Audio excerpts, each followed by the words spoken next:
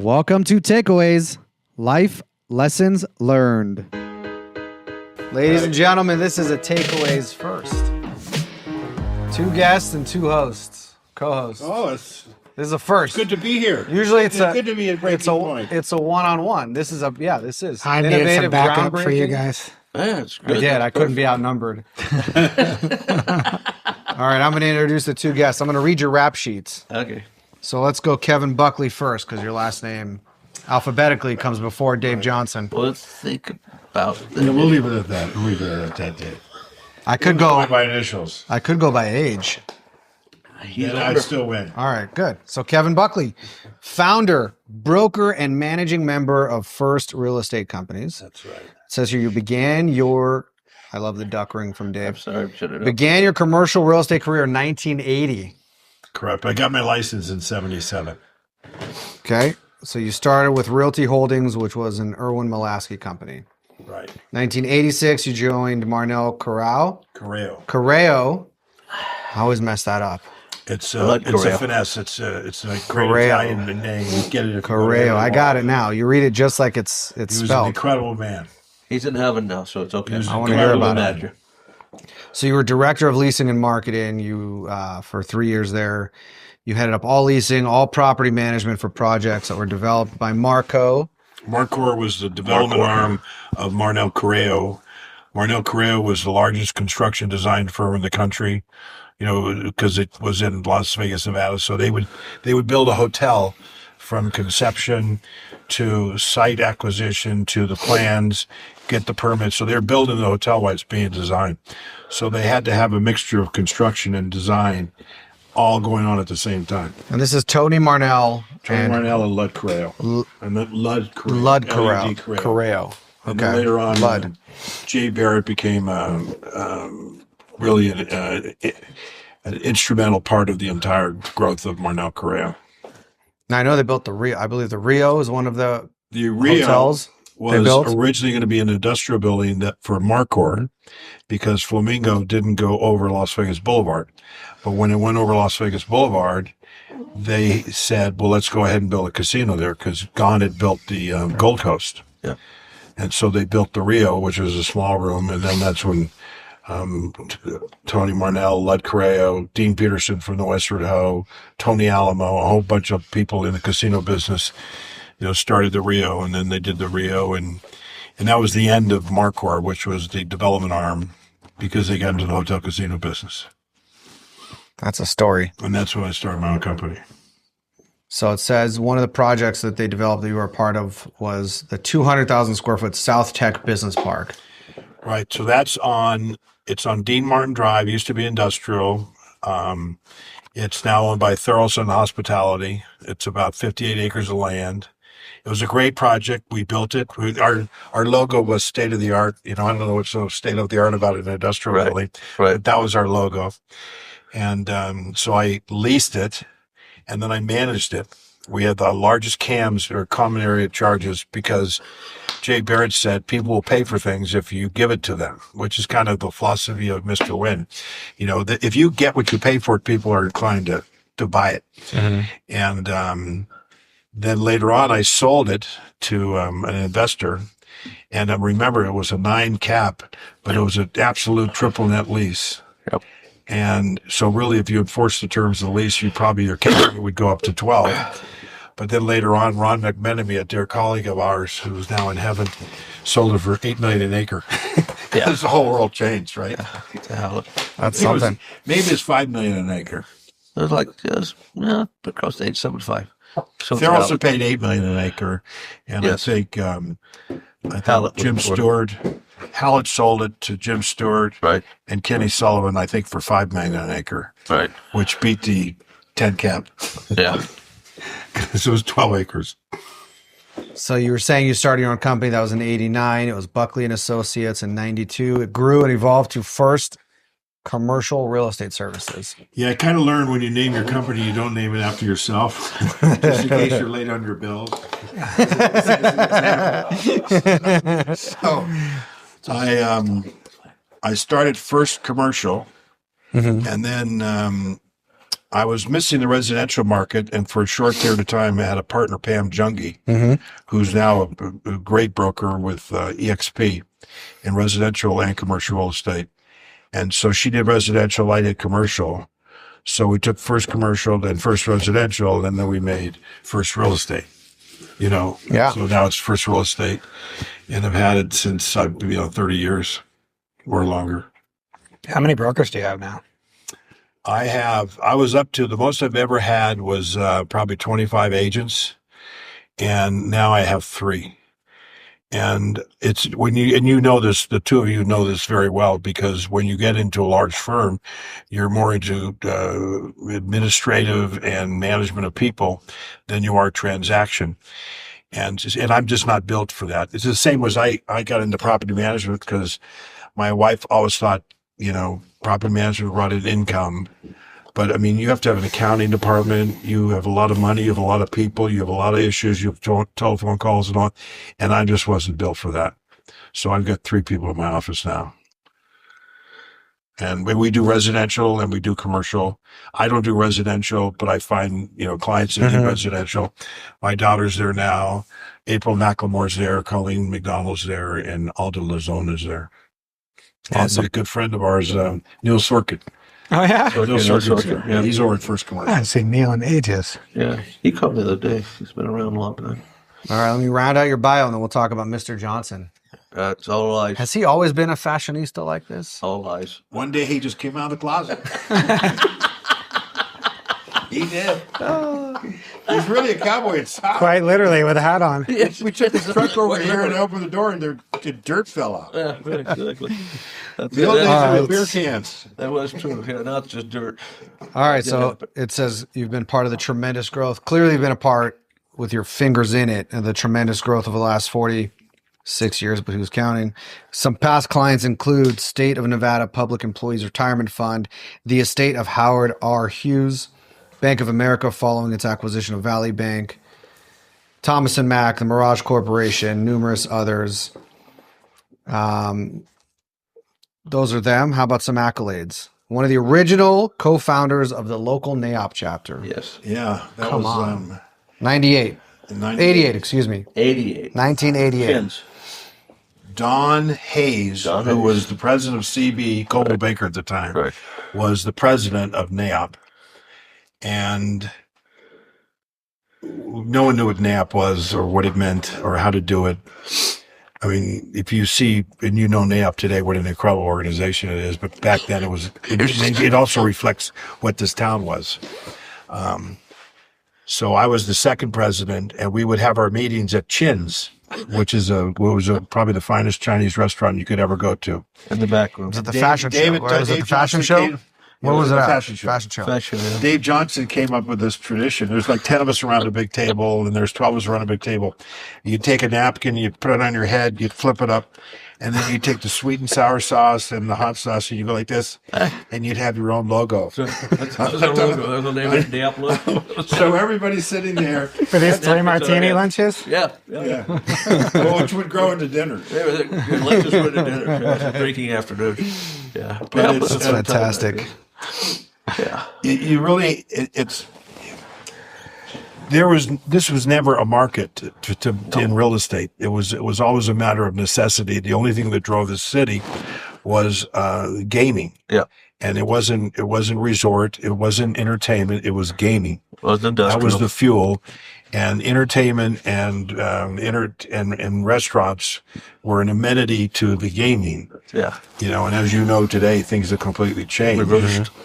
I remember when the Pratt brothers bought the Sands Hotel. I mean, it was the first time, because Mr. Hughes had died, and someone from out of town bought the Sands Hotel. Well, they went out of business 2.5 years later because you don't know the gaming business. And I know nothing about the gaming business, but it's money going everywhere. Yeah. And there's how to run it. But you made money in your land. You take people to these stupid streets like Wallapai and North Farm, and you'd say, one day there's going to be something there. And you couldn't get much further than Rainbow, so to speak, because the flooding was really a big problem. and these washes would come down from the mountains, and they would make these washes that were 15 feet deep, and 30, 40, 50 feet wide. You could, unless you had a horse. Yeah, couldn't cross it. And four-wheel drives were Jeeps, Jeeps. So we were never a market. And my two favorite stories are Harsh, which is now Schnitzer Industrial, ran an ad in the Wall Street Journal, and it says, "We'll buy industrial real estate, brokers protected." And I would send them a letter. They took a full quarter page in the Wall Street Journal. And I would send them a letter. And then finally, after about a year, they wrote me and said, "Look, we're never buying anything in Las Vegas." And then one day, Dan already picks up the phone. That's a funny story. And it's, what's Ed's name that ran it? Borst. Ed Borst ran it. He picked it, and he got, and he was a magnificent. I'm sure he's here, a magnificent guy. And now they're the largest industrial, owners probably, and certainly in Southern Nevada. Yeah. And then they're at about 12 million feet locally now. Yeah. When Dave and I worked together, Realty Holdings Group, and they built the Park Place Shopping Center at Maryland Parkway and Flamingo. Flamingo. Yeah. And I cold called the Brooks Brothers, and the guys, because it's a clothing store, been in business for 100 years, and the guy says, it took us 15 years to move from Bel Air to Beverly Hills. I don't think we're coming to Las Vegas. Yeah, we're not going to. Of course, they're here now. Everybody's here now. Right? Yeah, that was that long ago. That was in the '80s. We were doing that. Okay, so it wasn't that long ago. All right, let's talk about you. Let's know. You're an esteemed gentleman.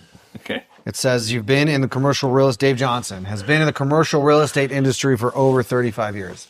Yes, What year? What year did you get your license? I got my license in 1977, and Wow. I went to You need to update this Carson to say City. over 45 years. Yeah, I know 45. Whatever. Anyway, I went to Carson City and worked with my brother in a residential firm, and then that's when Jimmy Carter was president, and the interest rates went to 18%. No one bought a house, so I came back here broke. Stubbed, as you say, and I came back here stubbed, and I didn't have a job, so I went and sat on Paradise Development's doorstep in front of Irvin Lasky and Mo Dalitz for almost 90 days. I go back every friggin' day. And finally, he called over to Road Holdings, which is his real estate company, and said, "I got this kid bugging the heck out of me. Give him a job." So that's how I got a job as a property manager, which I am horrible at property management. Believe me, I can't even add. So, and that this guy was there. It was Kevin, Michelle Lardy, Madeline Davis, Steve Gilmore, Ed Hendel. Who else? Oh, Ron Thomas, Bonnie Canner. Yeah, and all these guys were either somewhere. Dave Nykerk. Yeah, well, Nykerk came later. Somewhere in the Hoyle. These are I'm talking about the development guys, Right? And the relation guys. They were all somewhere in the richer, big families like Kevin. Those guys. From big family, known names here in town. I'm the kid from Rancho on the other side of the tracks. Okay, come in there with these guys, and I'm good. Holy mackerel, what am I going to do now? So, it was an interesting conundrum for me to figure out what I need to do and how to do it. And these guys helped me out a lot. Kevin was a very good job. Great mentor. And there was a lot of guys that helped me out. And so Let's see. I'm going to keep reading. We'll see just how much he's helped you or not helped you. Okay. So you represented CVS Pharmacy for over 15 years, JP Morgan Chase, Sprouts, Taco Bell. Just some names we know. Those you guys. Yeah, your dining place. Yeah. Well, the first big deal I did was when we brought Lowe's to town. We were doing a Smith's over at Washington Buffalo, and a guy named Mike Stiles was the guy for Lowe's at the time, and they were out here from North Carolina, and so just that morning we were supposed to sign the Friday morning. I talked to Jeff Smith and said, "Hey, you're going to sign the lease?" And everybody signed the lease. Then Monday morning, I get this phone call. "We're not signing the lease. We're not going to do that. We're not doing any more deals right now. Some sort of merger they were having or whatever. Not going to do it." D. Smith was still alive. D. Smith called, the guy's name was Chuck Grotkin was working with. He called Chuck and said, "I'm sorry, we can't do this deal." That went away. And Tuesday morning, Mike Stiles called me and said, "I saw your sign over here on this Buffalo or Washington Buffalo site. We want to put a Lowe's over there." "What's a Lowe's?" I had no idea. So, that was the first Lowe's that ever came to Las Vegas. We did 3 or 4 after that. What year was that? Yeah, that was good God. Was it because Dee's Dean Smith's first Smith's Food King was at Rancho in Charleston. Right. Yeah. So that would have been 80, 80 something, 89 or 90? No, 84. 84. But okay, well, it was a long time ago. I know that. I can't remember what it was. But I know one thing is that was the first time I ever made $400,000 in my entire life. And I thought, it's amazing. What am I doing? I was trying to sell a house for $8,000. I do this. What? Am I crazy? So that was the deal. It was a lot of fun. That was the one that turned on the light bulb. Hey, wait a minute! I can do this. Yeah. That was the aha moment, right? Yeah. What's that? So that's what happened. So you've done 47 CVS pharmacies, 8 Sprouts locations, 37 locations for Chase Bank. I mean, you've been around. We Sounds did like 12 Sprouts actually. it's 12. We're gonna County. update your bio. Coos here. County. 12 Sprouts. Yeah. Call Phil if it's It's been a long on time to since update you've this. been looking for a job where you need Well, he's correcting me, so I never had a bio before. So anyway. All right, what else? You've been involved in over 1 million square feet of development. Well, more than that, sure. I mean, I could keep reading, Yeah. but I think we get the idea. This stuff- I got to say something about David. Okay.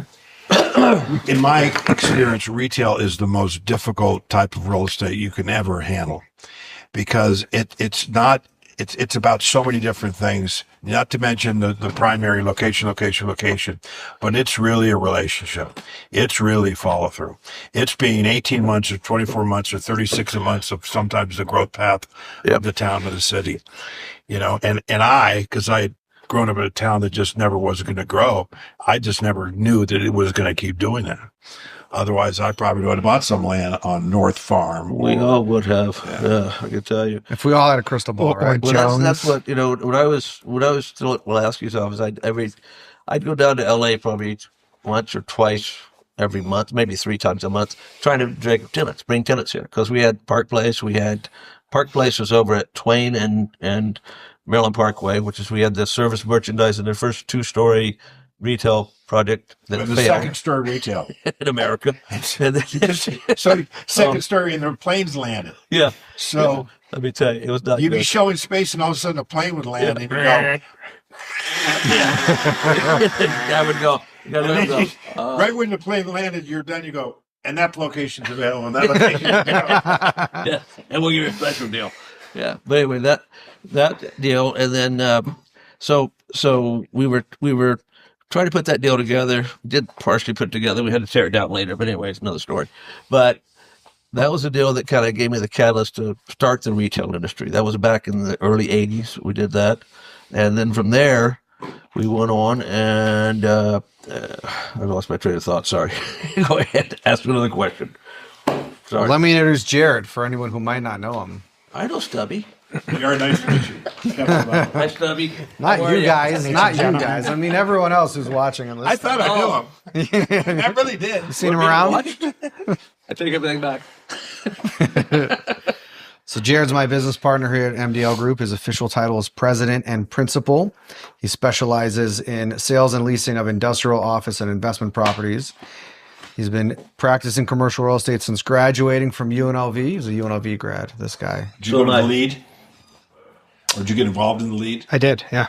Yeah, and our mutual friend Brad Schneff was my mentor through the Lead Institute. Yeah. Right. Brad was at Marnell at the time, the company you mentioned. Yeah. You were at. Yeah, Was so it? after Yeah. Brad came in, We came in he didn't come in after like me. 2000. After It was a different company. This would have been 2005. It was way after. It was way after. 2006. 2000. And that was another great No, company. Yeah. no, I'm sorry. This would have been 2003. Yeah, it was. 'Cause he worked for But it Power. was a different kind. They became a major development. Tony Marnell and team and Jake Barrett became a major development company. They weren't in the hotel. They were working on the train before the train was a thing. Right line. Yeah. This was long before that. Yeah. Yeah, it's called Speed Line or something back then. We did that deal. That was a long time ago. All right, so Jared's one of the few brokers in the market that's a dual designee. He has a CCIM and an SIOR. Good man. Overachiever. He's also been the past president of the local Southern Nevada CCIM chapter and the Southern Nevada SIOR chapter. Good man. Prior to MDL, he was a senior vice president at NAI Global. Bad Not man. where we met you, but where we really got to know you. True. True. Outside of the office, he enjoys spending time with his wife, Amy, and 2 children. He enjoys volunteering for organizations like Nevada Childhood Cancer Foundation, B'nai B'rith Youth Organization, and Safe Nest. I could keep reading, but you guys know who he is. Well, I did see the box out there. What's the box out there? So my daughter's bat mitzvah was in September 6th. Right. And so when you have a bat mitzvah, you do a mitzvah project, which is a good deed project, something in the community. So she chose a local dog rescue, and she's collecting blankets and towels for the dog rescue. Oh, cool. And we're about to wind it down because she's already delivered a full box truck and multiple carloads. And luckily, one of our clients here, at one of our management clients, saw the box, and he owns a hotel on the Strip, and called and said, well, I'm switching out all my hotels. We'll wash them, bag them up, and deliver them wherever you want. Oh, my God. So she's a hero to this dog rescue, to the point where the dog rescue is now redonating to the homeless shelters. So she did a good thing. Yeah. So this is probably the last week that box will be here. And That's a good project. she good project. She did a good job. And you. Fantastic. And me. Where's your resume? Yeah, where's No, your I boss? know. you Everyone know knows about who I you. am. Yeah, You're the famous podcast director. that's right. That's right. Infamous. Yep. So let me officially welcome you, Dave Thank you. and Kevin and Jared. It's Takeaways. You know, I've run into you every now and then, so it's really nice to actually spend some time with you. Yeah, And see that no one's really changed. it's been too No long. one's changed. We haven't matured, that's for sure. Why would we? Let me start with Dave. You talked about when you got into real estate, but go Yes. back. Tell me, where are you from originally, and up to the point where you got into real estate. All right. Well, I was born in South Texas, Corpus Christi, and we moved to Tennessee to my granddad's farm there. Then from there, we came to Las Vegas by virtue of my father's work, which is slot machines. And they're illegal in Texas and in Tennessee, in case you didn't know. So they're not illegal here. So we got out here, and we came out in 1964, I think it was. 64? Yeah. And so, we came out, a family from living 150 acres in the green, verdant hills of Tennessee to the desert. And everybody goes, what is this place? Looks like the moon. So because my dad always loved it here. He thought, it's a great place ever, greatest place ever. So, because he has gaming, so he liked it. So, we stayed. And basically I went to from elementary school all the way to university here. So from Walter Bracken to UNLV. And finished my degree. Got my broker's license in 1977, I think it was, or 77. Because in 78, I was up there in Carson City with my brother. He already had a brokerage company. He was a residential broker. And like I said, did that for 2 years. Came back down here and sat on the doorstep. I didn't know what I was going to do, but I knew I liked real estate. I had no idea it was as lucrative or as fun as what we do. I had no concept that you could make money and have fun at the same time, because that was never in my repertoire of growing up. You always worked hard, didn't like your job, but you worked hard, and you made some money. So, because I worked everything from when I was from high school all the way through college. I worked in construction, restaurants, setting up a hotel on Fremont Street, giving out as a 6-foot-tall leprechaun and Fitzgerald's giving out candy to people on You dressed St. up as a Patrick's Day. leprechaun? Oh yeah, they dressed as a leprechaun. That'd be a good one. Back in the day, I had a red beard, right? Green eyes, and looked Irish. So then I did. Okay, you're up. Leprechaun suit, you're up. And I wasn't too heavy. I was about your guys' size back then. Okay, so I could do that. But now I'm not going to be a leprechaun anymore. Anyway, that was my introduction to working your way through the world. And I remember when I worked for a company named Franklin McGinnis. He's a construction guy. He built a lot of the first 7-Elevens and that type of thing here in town. And so we were there, and his son was a good friend of mine. And we're sitting there having dinner one night, and he goes, "Hey, you boys, if you had a chance to buy a piece of land for $500, a refrigerator for $500, what would you buy?" Of course, we're thinking beer. We're 18 years old. Refrigerator, keep the beer cold. He goes, no, you got to buy land. So I never took him to heart on that. I should have. But if I had, I wouldn't be sitting with you today. I'd be somewhere else, in Monaco maybe. But anyway, we're here now. So that is my first lesson in real estate. He started buying stuff at that time. We didn't keep it. We bought and sold. But anyway, we bought a little bit of stuff, but not what we should have. As Kevin said, when you're looking out over the arroyos and see the hill go down like that, I was at the corner of Sahara and Rainbow back in, this is like the 80s. A guy named Art Ellison and I were out there on a sand rail. And he says, "We should buy this land right here." And I said, all right, you run a pool company. I do real estate. What are we doing? We don't have the money for that. I think it was like $5,000. It was some stupid number. We don't have money for that. So we drove around it, made a track around it, goofed off in it, but we never bought it. So there's a lot of opportunities I've looked at, and some I've taken advantage of, some I haven't. But it's very interesting to see the way this city came together. One time we were driving out on Durango, looking for a CVS site. This was when it was dirt. It was a rock. It was a rock road then out in Durango, right before it came into to the freeway there. Right after the 215 wasn't even there. You just went out and you knew where the track was at. It's a dirt road going out through there. I had a flat tire. Had 6 guys in my Suburban from CVS and had a flat tire because it hit a rock and went flat. So we're sitting there, and I'm calling AAA, trying to get them out there to fix it. And these guys said, "Are you nuts? Taking us out of here? What do you mean? Whatever. There's nothing going to be out here ever." And I said, "Okay, don't buy it. It's okay." So someone goes to show you. 2 years later, that place is on fire, as you guys know. So that's the type of stuff that we look at and it doesn't register in our minds. Mm-hmm. Just like Inspirata and that area out there. Look at that area, how it's grown. Look at the Northwest. Look at Sky Canyon up there. Look at that, how that's grown. So luckily, now that one I did get into, so it worked out well for me. But I can tell you that a lot of times I've looked at stuff and people say, "Oh, that's never going to work." We did Warm Springs and Rainbow. We bought that corner, the 5 acres there on the corner. And I remember we did the demographics. There was one guy in the mile, one house. They said, "We're buying something. It's got one guy." I said, "Oh, trust me, it's going to come. Don't worry." You know what it looks like now, right? Yeah. But that's the type of stuff that we look at. When I was younger, when we were at Stillwater Realty Holdings, we had to report to Jerry Mack, Perry Thomas, Kenny Sullivan, and Irwin, and sometimes Allison, who was the guy the producer at Lorimar down there in LA. Yeah. No. Not Sheldon. It was. Anyway, he was a big producer in Hollywood. He was part of the deal. So because we had Sahara Square, and I have to go in and report to those guys. Yeah, that's it. Had to go and report to those guys at Sahara Square, Sahara and Maryland Parkway. Well, you guys probably know it now. It's kind of a great area. Then it was the king of the world. So we had to report to those guys. But after the meeting, we're sitting there, and Perry Thomas looks over at me and goes, "I'm going to tell you some advice, kid. Here's the deal. You don't want to develop stuff. You want to develop on paper, and we sell it to the next guy because he's going to develop it. You don't want to do that. You'll make more money doing paper development than you're going to make making real developments." That's what he told me. And so and he says, when this town goes from 500 to 1 million, it's going to jump.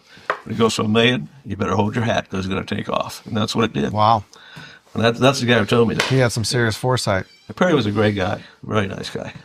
He is always very cordial and a great gentleman. But yeah, he told us that, and I'm sitting there going, "Okay, of course, right over my head as usual." So.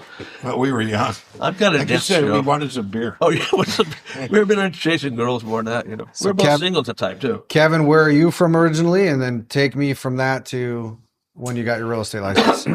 Well, I'm from Southern California. We lived in Pacific Palisades. My father was a physician at St. John's Hospital. And from 1996, my dad used to come up here for the weekend.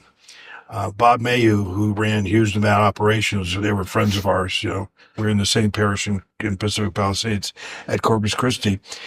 And one day, and Bob Mayhew was Howard Hughes' alter ego and ran the organization. And one day, Mr. Hughes' nanny was sick. She was in Hawaii, and she had already seen 3 doctors. And Mr. Mayhew said to Mr. Hughes, "Look, I've got this Dr. Buckley in St. John's Hospital. Do you want me to call him to have him look at your nanny?" And he said, "Would you do that for me, Bob?" So Dad called. He wrote some orders, and by the time he flew to Hawaii, she was cured. And then Mr. Hughes said he wanted him as his doctor. So from 1966 to 68, we were going back and forth until we finally moved here. And then, of course, my father was an internist, but he was also a psychiatrist. So when Mr. Hughes found out he was a psychiatrist, he says, "I still want you as my doctor, but I can't see you." So he coordinated his medical care, and then Hughes left in 70. I went to Gorman High School. In my junior And all of my senior year, I rode every weekend with the Clark County Sheriff's Office as an observer, to the point where, I was taking crime reports and all that. So when I graduated from Gorman High School in May of 72, Sheriff Lamb gave me a job in June of 72 at the age of 17. And it was just a wonderful time. Went to the academy when I was 20. And being a deputy sheriff was cool. Was there in the consolidation at 73. What consolidation? Well, there was the consolidation. It used to be the Clark County Sheriff's Office and the Las Vegas Police Department. And the legislature passed a law that any county with over 200,000 people would consolidate their agencies. And the first to do that were the Las Vegas Police Department and the Clark County Sheriff's Office. So in July of 73, the Sheriff's Office and Police Department became the Metropolitan Police Department under a sheriff. So that's why we have a sheriff in charge of a police department. How did you know Sheriff Lamb, or how did he know you? My father was doctor for everybody, and it was a small town, as Dave was saying. Yep. It was a real small town. And Dad was involved in Hughes, and that was there was a lot of reciprocity. Kirk Kerkorian was, he had the international. He was an interesting man. I met him a few times. I didn't know him well, but you can see the way he builds something and then he kind of like trades it and then goes off to the next thing. So they talked the Hilton Corporation into buying the International, which became the #1 hotel, casino, and moneymaker for the Hilton Hotel Company for years. But when I was a policeman, we would drive around, very much like you do in real estate. And I just wasn't a very good policeman because I believed everything everybody told me. And as I said earlier, I couldn't believe someone would lie to a policeman. I'm there in my uniform with my red lights going like this, and I couldn't believe the guys. Anyway, so I got my real estate license. I worked graveyard patrol, sold houses in the daytime.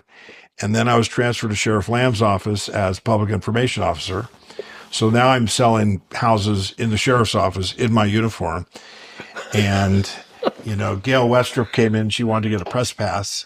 And I'm saying, just a second, you're crazy. We're not going to pay that interest rate on this house. And I realized I better pick my career before they did. And then Sheriff Lamb lost the election.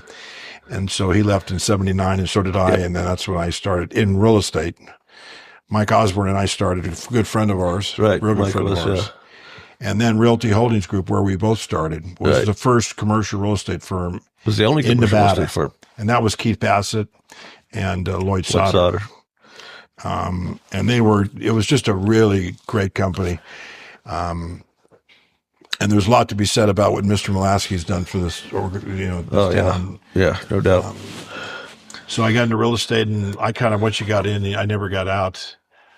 I remember once I got a job as a cab driver, because you never made any money, and I figured I'd drive cabs in the night. Stubbed again. And I only did it one night because I kept butting into everybody's conversation in the car. So I couldn't drive a cab too long. So I just went back into real estate. Before we get too far into this, I ask everybody the same question. I want to ask you guys this question. What has been the single most influential thing or event in your life that has shaped you the most?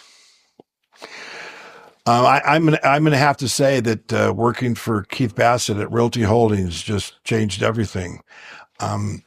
Like David, when he parked himself down there at the Paradise Development on Maryland Parkway, I lucked out where I had an introduction to Realty Holdings Group from Madeline Davis. Yep. And it was very tenuous as to whether or not I was going to even get that job. I didn't have a degree.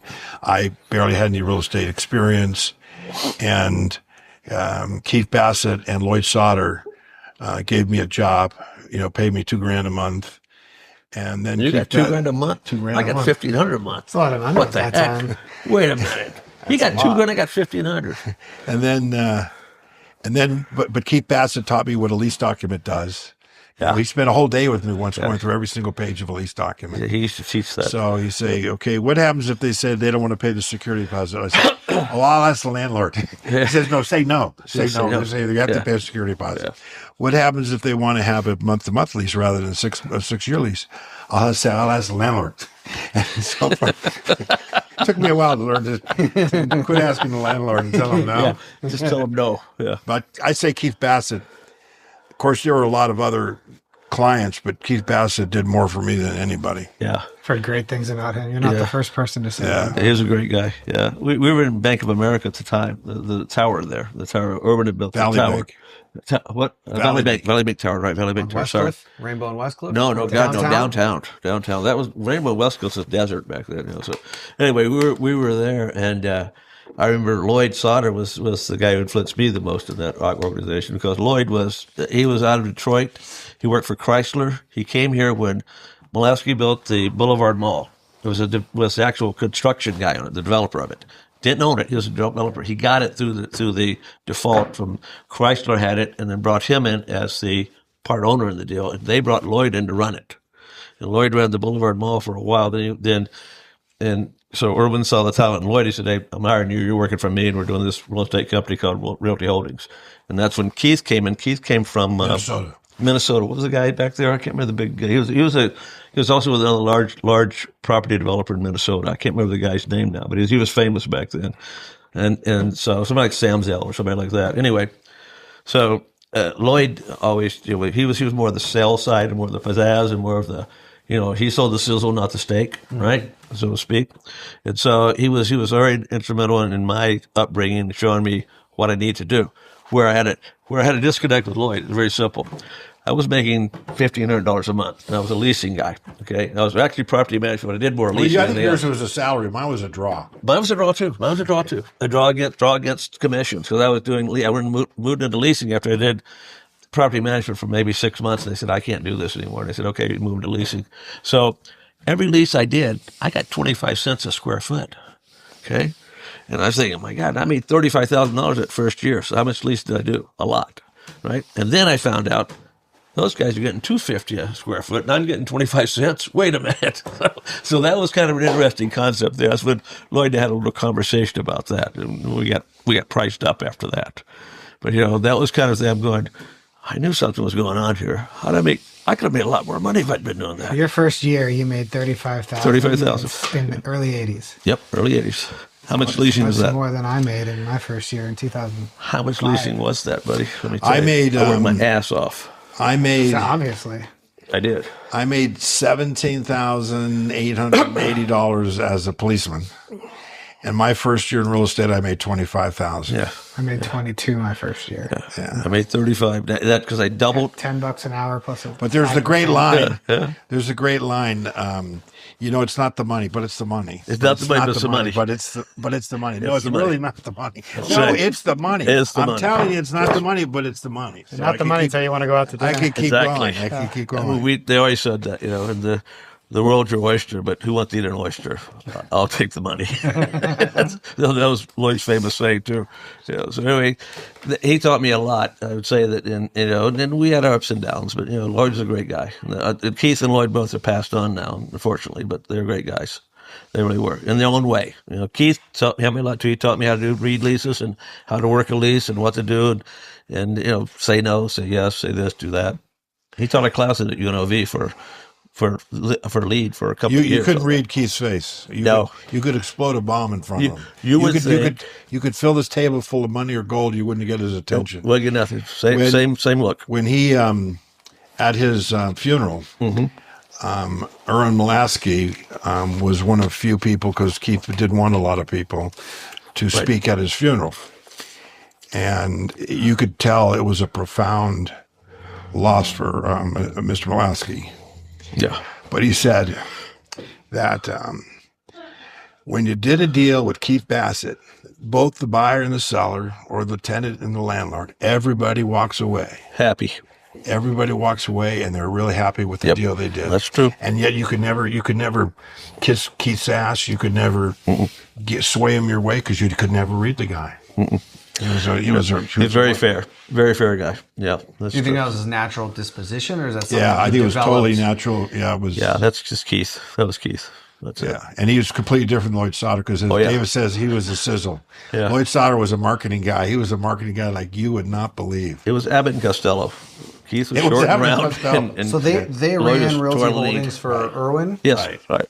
right. And they had all the resources. Yeah, So in those days, you could go to a title company, get a big book, and you could pull them out and see who the owners were at the title company. Well, they had all the books there. right. They had a staff, very much like your firm here, where you've got a staff, you've got different divisions. They had all that then. Yeah, I remember in 81 or 82 when Wang came up with the computers. Was it Wang that did that? We had a room bigger than this with one giant computer thing in there, whatever the hell it did, and that was the first computer I think that was used in real estate for us anyways in this town. That was it. We were the guys. There's no CBRE here then. That's for when Don. Coldwell Banker was the second. They were here, yeah. They were, it was Don Hayes when he took those guys up. it was to is what post he a did. flag. Put a flag there and let's see what happens. Right, see what Nothing happens. Yeah. But there's no Jones Lang LaSalle. There's no Cushman. There's no any of those guys here. But that was the days when, remember, so where Bob O'Neill, who's a predominant real estate mover shaker, he was with Marnell Correo.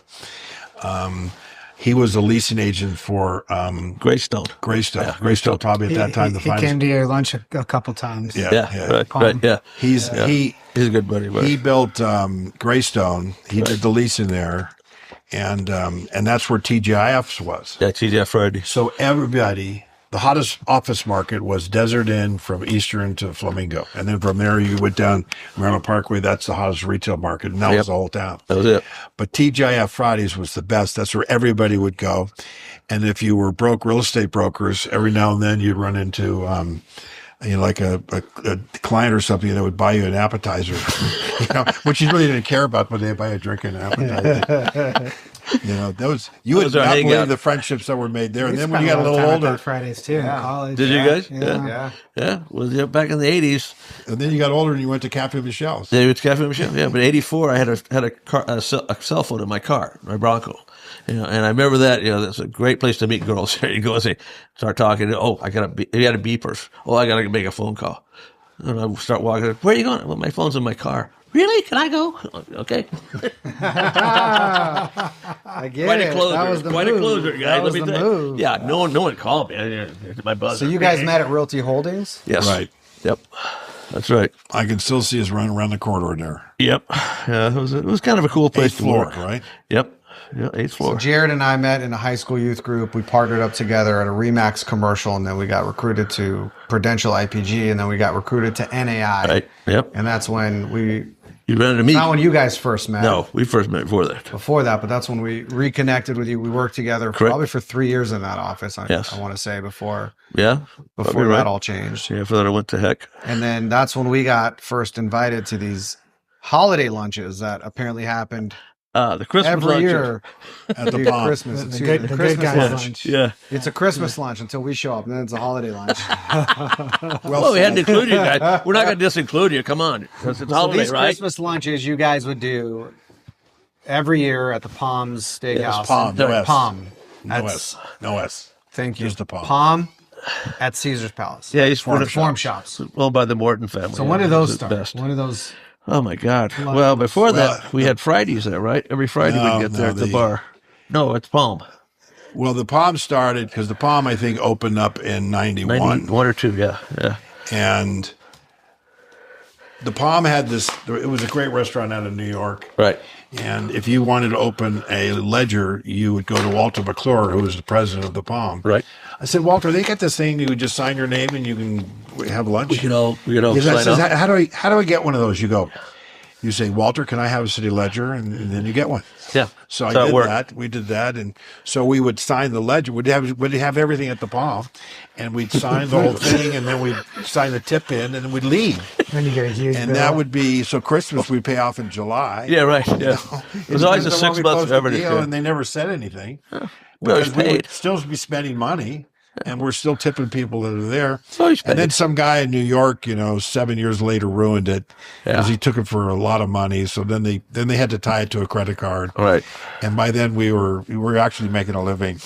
So we can afford to go there. Yeah. And then what would happen is Mike Campbell, David, we Eddie Guzman. the group Eddie Guzman, the group would just grow, and you'd be invited, and you'd be welcomed, and that's the way it happened. It all spawned out of this Christmas lunches spawned out of time. We would do that all the time, and we'd go every Friday from like 3, start at 3 and supposed to end around 7, usually end around 9 or 10 at night, and last guy standing at the bar had to pay the tab. So you made sure you were the last guy at the bar. Believe it. That's the other rule. You step to the Palms. But we had a great time at the Palm. It was a great deal. And it evolved to holiday luncheons, as you say. And we haven't done it in a couple of years, though, have we? When's the last time we Well, did it's all that? different now. I mean, it's all different. I see on your sheet, so the restaurants have all changed. Right. So the Palm has been bought by Morton's. Palm has been bought by Landry's. Landry's. Morton's has been bought by Landry's. Yeah, it's just not the same. Yeah. So It's not the same. We the just great don't go there. restaurants that are still out there and for sure the Capitol Grill. Yeah, I mean, that's the best power lunch place you can. Capitol Grill. Capitol Grill. Yeah, And then Joe's is just Joe's outstanding. Stone Crab. Yeah. You can have a Christmas lunch at Joe's. Yeah, we do that, Has so to it's be a while. patio. And But it's a much smaller group, though. It's just like me, you, and Billy, and probably like you said, Scotty. there's some people not These guys drinking anymore sometimes. too. Yeah, Who can't drink anymore? yeah, So I yeah. remember at one of these lunches, I don't remember which one, the bill comes, Uh-huh. and then you were like, "Who's gonna pay the bill?" Right. Not like who's gonna pass, but who's gonna pay it. Right. Which was I was sitting next to you, actually. I was sitting to your left, Right. and I think we're at NAI still because I knew what your deals were that year. I'm like, Mm-hmm. I'm like, Kevin, it's all right. Dave had a really big deal this year. Just let him pay. And you've got the thing in your hand. I'll never forget. You were like, I had one bigger. Yeah, I had one bigger. I Yeah. would have said that. I think that might have been the police station. You show off when you've had Probably a lot was to the police drink. station deal. Yeah. Yeah. So think it throughout your career. Like, what's the biggest deal you've ever done? So it's a big deal. It's the biggest. It's probably the funnest. It's probably the most meaningful. So it's Fat Tuesday, which is the day before Ash Wednesday, which is the beginning of Lent. So Fat Tuesday is celebration in New Orleans, and I get a call from Bill Young, and it's the only Fat Tuesday I've ever been sober at 2:00 in the afternoon. And he tells me that he needs a location for the crime lab for Metro. And I haven't been a former police officer, no chain of command. And I said, Sheriff, I'm on it. So the next day I get up and I start driving all these streets, because I don't know how to do this stuff. And I go, where are these trucks come from? There's really so much. Anyway, the market's really moving. Then they were on West Charleston in the crime lab in these office buildings that just weren't appropriate. And so we ended up doing a transaction with Thomas and Mack, Rick Myers and I, and it was a 60,000 square foot leasehold deal. It was ideal. It was a perfect deal for me because, here's a real life crime lab for a police department that really didn't have one. They had where you can bring the car in with the victim still in the car. You can get under the car. They have the air purifiers. They wanted a leasehold interest, because they needed flexibility, and it's in an anonymous location, and no one knows kind of where it is, and no one sees it at all. But I learned something on that deal. It was about a 60,000 square foot lease deal. I learned that when you do a deal with Metro, it kind of becomes a political deal, or with the county or the government. There's a real estate part to it, but then as it starts to become a real tangible transaction, it starts to become more of a political deal. And your real estate knowledge is not going to help, no matter how good you think it is.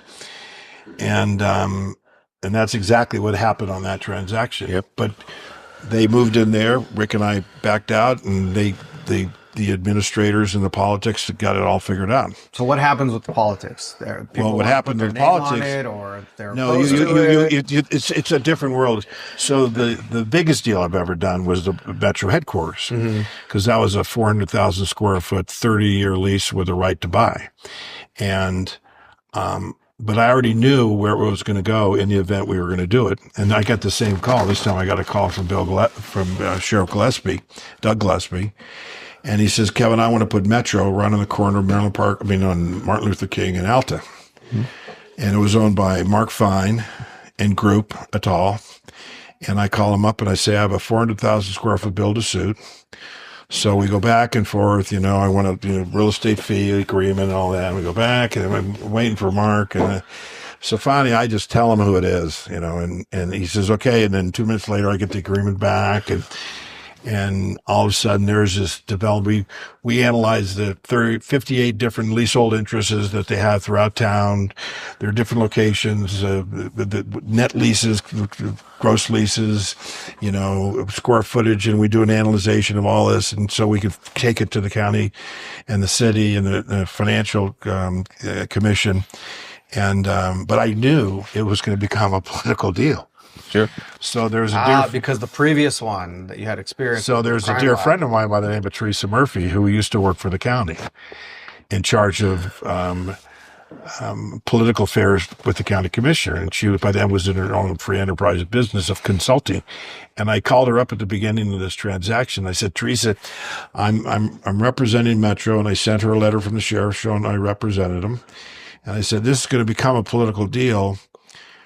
And I don't know when it's going to happen, but I know it's going to happen. Can I retain you now? And I have no money, but can I retain you to get on the team? Because we'll have Can money. I buy you lunch at Palm on my ledger? Right. Yeah. So one day it's all done. And the lease documents being done, and all of a sudden it becomes a political deal. The cost of living page was 12 pages. Yep. The option to buy was a big deal because Paradise Development Company had built a jail for the county, and they had no provision to buy it. So by the end of their lease, they had paid for the building. Mm-hmm. So we had to have the right to buy it, but that was a complicated provision. And today you have the headquarters there, and the county and the city own it, and it was a great deal because I was a part of that department when it was consolidated. So not only was it my biggest deal, but it was a really cherished deal, because once you're a member of that department, you're part of that esprit de corps, and it's a great honor.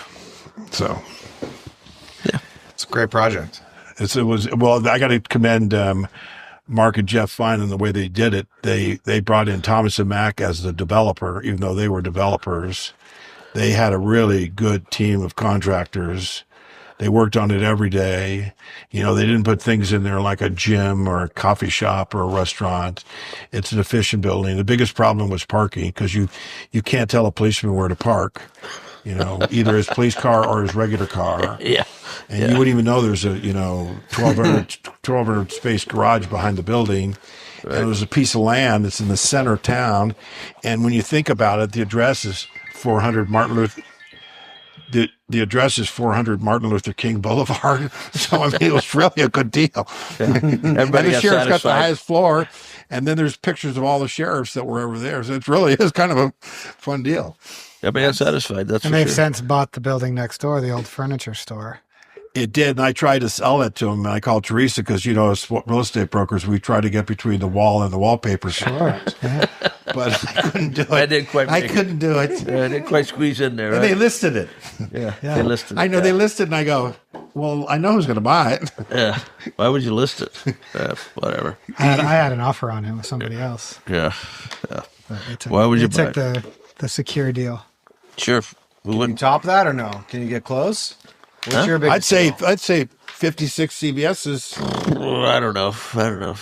I think that one of my most. What's your funnest deal? That CVS on the Strip was pretty big. Yeah, that was a big deal. That was a big deal. Is that the one that Natalie picked up the check for you? Yeah. That's at Treasure Island, right? Mm-hmm. Yeah, Treasure Island. So with two of them. So Natalie worked with us at NEI, and right. She came here for many years, worked with us. Right. And she would tell this story. I must share her story. You can fact check it if you want. No, go ahead. So she was sent to go pick up your commission check. Right. And she opens it up, and it's a $2 million check. Yeah. Yeah, well, that's about what we got for Metro. Yeah, something like that. I like the story better because Phil Ruffin told him to come pick it up, and the deal hadn't been Natalie went and picked it up. Yeah, that's what happened. And no developer does that. Yeah, Phil is a great guy. Phil is a great guy. I mean, so what is the deal?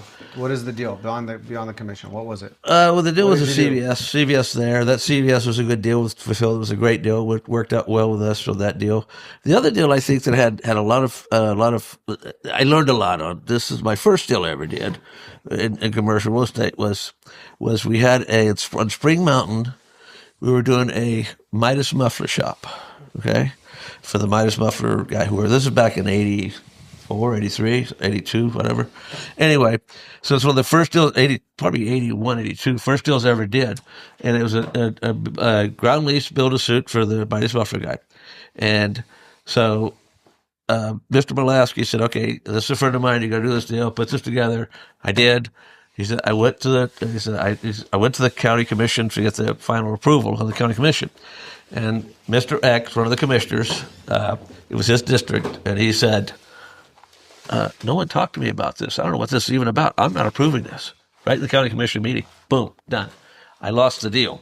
Went back to Mr. Mulaski's office, and he said, did you talk to Mr. X before you went in there? I said, no, was I supposed to? He said, yeah, you're supposed to talk to Mr. X. Didn't you know that? No, I didn't know that. So I learned then, talk about political, I learned then, it's not what you know, it's who you know. You gotta kiss the ring. Yes, kiss the ring. And whether you like it or not, you're going to kiss the ring. And so that's a lesson I learned in that kind of situation that taught me, to always pay attention to not the money, not the deal, it's the ring. That's the a sort of a gonna direct courtesy, you. I think, though. Like, I'm in this seat. I should know about this. If I don't know about this, if you didn't give me the courtesy to tell me about this in advance, I'm not giving Exactly you the courtesy correct. But I was a young rube moron. Yeah. I didn't know that stuff. Bet you So never it made that happens. mistake again. I know, ever. I mean, one of the coolest deals. I mean, we did that. We did some different things, but CVS on the Strip were some really cool deals. Made a lot of money. They were great to do. The one in front of Bally's was really fun to do. Working with Caesars is not necessarily fun, but it was certainly interesting. Rewarding. Yeah. It was interesting, but we got it done. That was a $75 million deal at the end of it. We did that deal. And then, let's see, what else? Oh, we were involved in some infamous deals too, as you know. I mean, we did the Buffalo and DI deal with CVS, and that was an infamous deal that led to several people's downfall in the county commission. Nothing to do with us. We did everything above board. But Who owns the sign on the CVS deal on Las Vegas Boulevard? And the one at Bally's? No, In Sahara? Phil owns that. Mr. Ruffin owns that. Mr. Ruffin owns that. He owns that. Yeah, he did that deal. That's a great sign. He actually did another story. We did another deal with O'Neill and Tony Marnell had that corner at Harmon, that little corner there. That's now Harmon Corners. Mm-hmm. And so they had an option to buy that deal. I don't know if you remember that or not, but they had an option to buy it, and I didn't know it. And when was this? This was back in 2007 or 6, something like that, maybe 5. Anyway, over the New Year's holiday, the first meeting after the New Year's holiday, this property was up for sale by the county. And so we went down. I talked to CVS in a scramble over from Christmas to New Year's Day, scrambled to get them into the deal. We're going to go down there and bid on it. We're going to put a CVS there and do the same thing that these guys were doing. But we had another gentleman, I'm not going to mention the name. He was backing us up with the money. But anyway, I didn't know that Bob and Kevin and Tony and those guys had a master lease on that, or not a master, but an option on that. So, and the county didn't know it either, I don't think. They just said a word. So anyway, at the end of the day, what happened was we got outbid on that deal. It was like $22 million. I think we bid 21 and a 5 or something like that. Then I got a call that said, stop bidding. I went, why did I stop bidding? And that's why I would stop bidding, because I got a call from the guy that said, there's another problem, this piece of property you don't know about. Okay. So that's what happened. And that never came to surface. We always developed the way it was, and it's a great corner now. But there's another deal we almost did. So we had a couple of almost deals. No, I was gone by then. Tony Marnell did. O'Neill called me and said, we had an option on that, right? No. Yeah. Oh, yeah. Anyway, but nothing ever came with that. No one ever sued anybody or anything. Nothing ever happened. But it's just interesting. You watch deals in this town, how they develop and what they do. Another one was Rosewood Grill, where the Venetian sits now, right? That belonged to a guy named. I didn't see the sign. I can't remember his name. Lobster. Big Lobster. Remember the giant lobster guy? Remember that guy? Yeah. And so another developer was in that deal named I can't remember his name. Anyway, Mr. X, he was developing it for something called Crystal Sands or Crystal Tower or something like that. We had another CVS go to that deal, and I'm in another St. Patrick's Day tale. I was in five Fine Irishmen at Manly Bay, drinking as usual because it's St. Patrick's Day, and I'm in the stall, and in the stall next to me is Al Kingdom, and Al turns to me and says, "Hey, that guy, Mr. X, sold that to the Shell Dallas and those guys for the Sands, for the Venetian." I'm going, "What? We got 4 deals going there. CVS, Ruth Chris, Jim, and some other things. These are all leases that weren't signed." And I said, "Well, we got $60 million worth of lease or something like that." And he said, "Well, doesn't matter. He sold it." I said, "What do you get?" "Oh, $120 million or something like that for the piece of property, which you paid like $14 million for or something." And I'm going, "Where did you hear this?" Meanwhile, we finished our business. We walked out. We didn't have the conversation at the restroom. But anyway, we finished our business, walked out, and I said, I about fell over because I was about half looped anyway. And then all of a sudden, here, my whole frigging last 4 months is what the hell over that. And I'm going, Isn't real estate glorious? Oh, marvelous. Like, Well, that I wheel think- project you did too. Oh, yes. I think that's a really a profound statement. I mean, that you would refer to real estate as glorious. Yeah. Because it really is a difficult business. It's a hard And business. you do a lot of work. And I remember you go to work every single day. Yep. And I mean, what I did is I learned how to cook. So I could come home and I could go to the store and I could buy some food and I could cook in the kitchen and do something productive that finished that day. Because you never get a day that's finished. And you're dropping lines in the water all the time. And David and I had a brief conversation, before coming here, and there are certain rules that you really have to understand about real estate. And one is you better never judge a book by its cover. Never. Because when someone says they may want to buy that and you think they don't have the money, that's a big mistake. Yep. Or when they say they want to buy it and you think they have the money, that's even a worse mistake. I mean, that's one example. Yes. And Yes. and the other thing is it's a transaction, so it's always moving along like this. And it's clever. And I think that's what Keith Bassett's one of incredible talents is the way he would work on a lease. Because how do you do a lease with two people that absolutely positively want exactly the same thing, which is the most amount they could possibly get or the least amount they could possibly pay, and get them together and then leave and they know they got a deal. And life goes on, and it's to the benefit of everybody. I missed the Rosewood Grill there, and all the Tam O'Shanter motel that was there because I worked the Strip. We'd go The Concha we'd and go all that. Code 3 up Las Vegas Boulevard, but there was no point in putting our red lights on because of all the slot machines and stuff. You couldn't see the So difference. you just go like this through traffic. You can't even do that today. And thank God Mr. Allison went and got all that stuff because that Venetian is really beautiful. Oh, It's big. huge, but it's beautiful. You have to learn the scale of how large it is in order to appreciate how nice it is, because it's just too big to understand, in my opinion. Yeah. So, When we grew up, there were nothing. I mean, there was little restaurants, little hotels there. I mean, like I think you did the other deal. The great place to go was Chili's. Oh yeah. And then you did the Chase Manhattan Bank deal Right. on Decatur and Sahara. Oh yeah. Right. And right. I'm thinking to myself, there's Chase ripping I down took Chili's, Chili's. the best hamburger place in the world, And I find out Dave did it, and then I'm going, well, I that's, bought him okay, right that's to the better. pump. But I mean, and then There's a Chase on Durango and Desert Inn. Yeah. Beautiful corner. There was, I should say. There 'cause was. That just got torn down. Yes, That's a I car know. wash. It's car wash. Yeah, that's That's surprising. I mean, that's a sign of gentrification times. that happens. Well, what Bank happens is branches. Oh, that's the other corner is Rampart and Charleston. Yeah.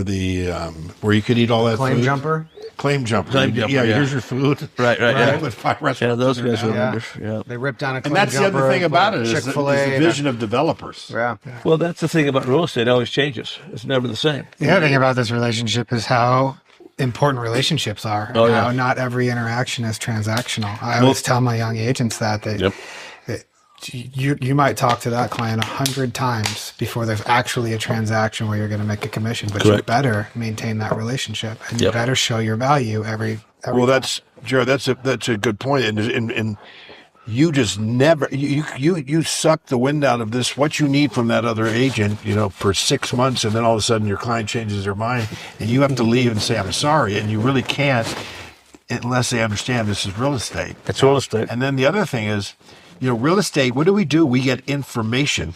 That's all we changed. We trade in information, market information, and that's why I don't think residential and commercial will ever be like the same kind of brokerage houses. And there was a guy, so my license is 2712, B2712.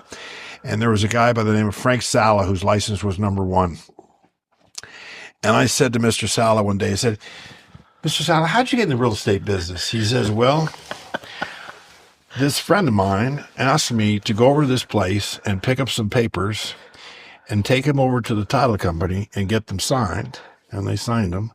And I took them back. And the next day, he told me to go over to the title company, and they gave me an envelope, and there was $10,000 in there. And I said, how long has this been going on? True story. That's true story. It's the numeration is, it really is fun when you get it. I remember when I finally was able to make a big deposit at Valley Bank. Yeah, there was this one Oriental teller at Valley Bank, and I was always overdrawn. I was in the special loan department, and We were kids. and finally I had like $100,000 commission, and I bring it into her, and I'm waiting for her so she can see I actually was a success. And she said the same thing to me. She said to me every time, "Hello, Mr. Buckley. How are you today? It's good to see you. Here you go." Wasn't congratulations. She didn't Wasn't get happy excited to for see you. you? Yeah, no. So, I mean, Just light a candle or put a sparkler head or nothing. so when you really want to get into it, I mean, it's if you can get something good about it, what you're doing, because it can't be about the money. I mean, I've seen a lot of people go. I think the word is south. You can go north or south. South only because of the money, and you better know that affects your relationships with other people, whether they be developers, clients, brokers, and also it's just. Yeah. If you don't tell the truth in the transaction, it's coming up sometime, and you better hope it comes up before the deal's done. But it's coming up sometime. Absolutely. You got to tell the truth all the time. Lead with it. I remember, right, when I look at real estate, is you've got to understand how the bricks build the house sells to the people live in the house. It's all one connected thing. And if you think it's just about the mortgage and the money and making the payments, it's not. It's all that one thing that goes together. It's cohesive to the whole thing that comes together that makes it work. If you don't do that, you're not going to last long. That's very philosophical. That's how it works. That's how it works, buddy. So you mentioned Rick Myers. So Jared and I met Rick through NAOP, the Developing Leaders Institute, and when we had the opportunity to leave Prudential IPG and go to NAI, we talked to some of our mentors, Rick being one of them at the time. And so what do you think about this? And I remember he said, so this is like 2009, 2010. So we're still in the We're in the no market. The Great Recession. Yeah, the world's going to hell. Below. Grinding, knocking on doors. Yeah. There's no market. Yeah. He said for you guys to go there and see how other people do this business is going to pay you dividends. He said, no one's getting wealthy right now. Nope. For you guys to go just see how other people do this business and approach this business, it's going to pay you dividends. And then you guys talk about where you learned some things from. So I remember a very specific deal that I just sat back. I'm like, huh. So I think it was a lender or bank that had a retail property over on the east side, like maybe Nellis or Boulder or something. Oh, yeah, like that. Boulder Nellis, exactly, yes. And I don't remember what started. I think they were like, do you want to lease it? Or I don't remember what. I had a Chase Bank going there, that's what it was. You had a Chase going in there. Yeah, and took the chilies down again. And I remember you said to the lady, yeah, if you need help selling it, we can help you sell it. Right. And sure as heck, Yeah. she calls you back and says, did. what do you think we can get for it? Yeah. And you said, well, let me work on that and I'll call you back. And I think you called Hank Gordon Yeah. and said, Hank, what do you think about this? And he gave you a number. Yeah. And you called her back and you said, I think I can get this for it. Right. And she said, if you can get that number, that'd be great. And you Yep. called Hank and you said, let's You send want it? her, Let's let's do it. send her an offer. Yep. And We did. you went and did it. By the way, that was the deal. So we're at NAI. Right. Jared's on the leaderboard Right. All year. all year. Months 1 And Dave's so gracious. He's like, hey, Through I'm happy 11. for you. Yeah, Happy for you. absolutely. happy for you. And then this is December. December like 28th or And Hank comes and closes this deal. And I'm like, that was so easy. He just said we could sell this for you, and she said great. And I'm like, that's amazing. There were a lot of things that led up to that. Let me give you the background of that deal. Why it wasn't so easy. It was a bank out of Texas called IBC, and yes, that's exactly how we did get the deal. However, we got the deal in the back of Chase because they were on the corner, so they knew me, and the guy that owned it at the time was defaulting, and so they called me and said, this guy's defaulting, take it over. So I called Hank. Hank says, yes, we'll do that deal. We wound up, what really happened there is we wound up selling that deal. Hank wound up flipping that deal to Mike Mughal over at Red Mountain. And Mike came in and saved the day at the last minute in December because Hank was not going to close.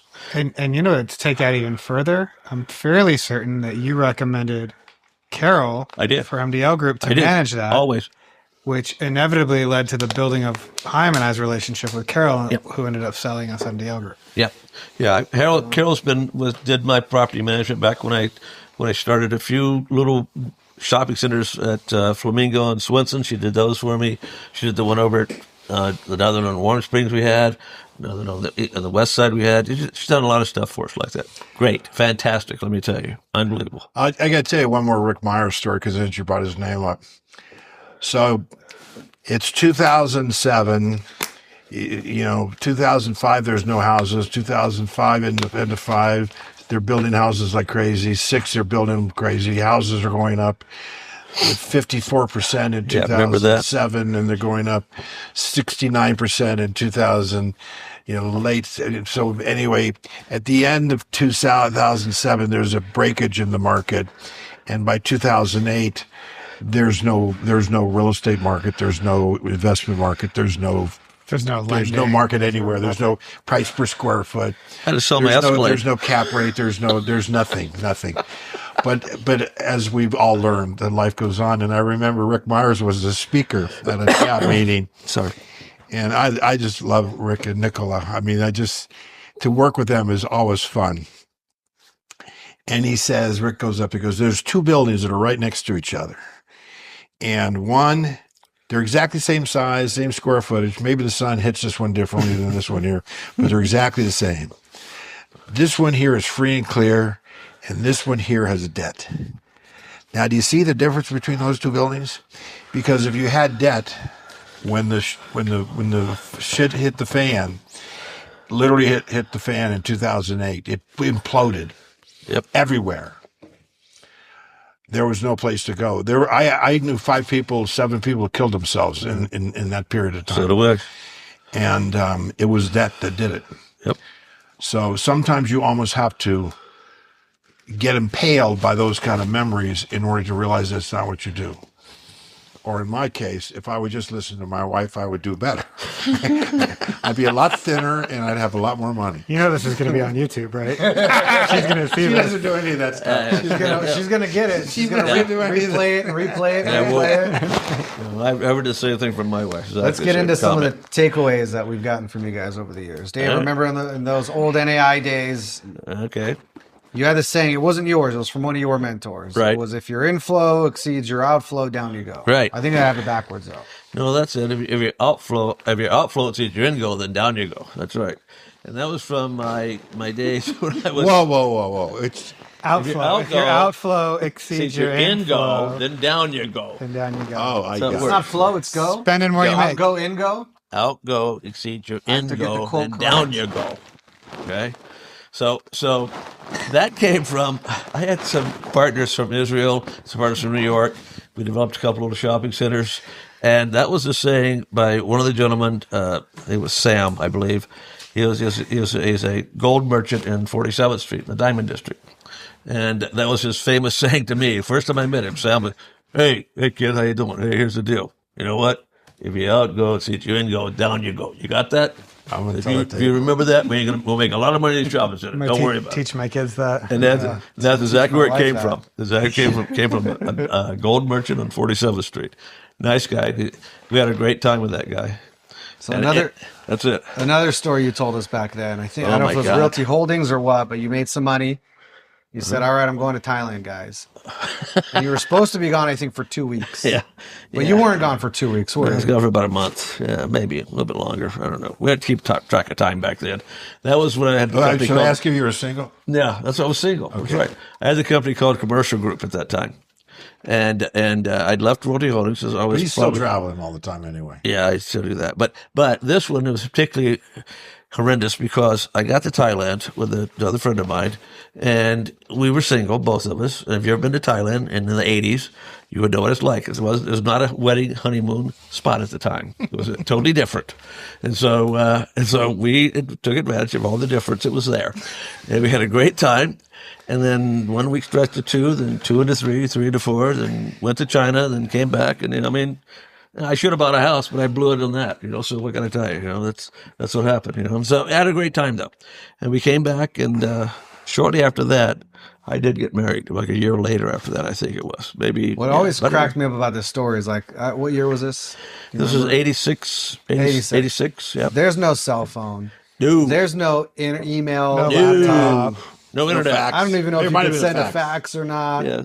And your coworkers are expecting you to be gone for 2 weeks. But yeah, that's when I had a partner that was doing the property management. Ninekirk was doing the property management. He absolutely blew a gasket and came into my desk and just cleared it off. We were over at Pecos and Flamingo, that pine complex over there. Anyway, So what was it like the day you showed back up to the office? I said, "What the hell do you think It's you're 5 doing?" weeks later. It's supposed to be 2. Now it's 5. Yeah. Well, what the hell do you think you're doing? But Clear did you stuff just off walk my in desk? like, Are you like crazy? nothing was wrong? I was the broker. You don't question yeah. me. All your checks were signed by my counter Could you signature. imagine I was the someone broker. You don't disappears? question me. What are you talking about? There's bigger things to worry about. Yeah, way different things to worry about, man. But yeah, you can question if you want to, but remember, I hold your license in my hand. You can be gone. So I don't do that kind of thing, but those days I was like that. I was pretty autocratic, unfortunately. So Kevin, over the years, I've heard you say this like numerous times. It's better to be a big tipper than own your own restaurant. My father had a lot of lines, As I mentioned, he was a doctor. So his patient says, "What kind of doctor are you?" He goes, "I'm a good doctor." He just had lines. And so I'm one of 9 children. So when Dad bought stuff, it was how much down, how much a month. I mean, that was it. When everyone started getting older and my brothers and sisters started to go to college, Dad said he suffered from maltuition. So he had all kinds of lines.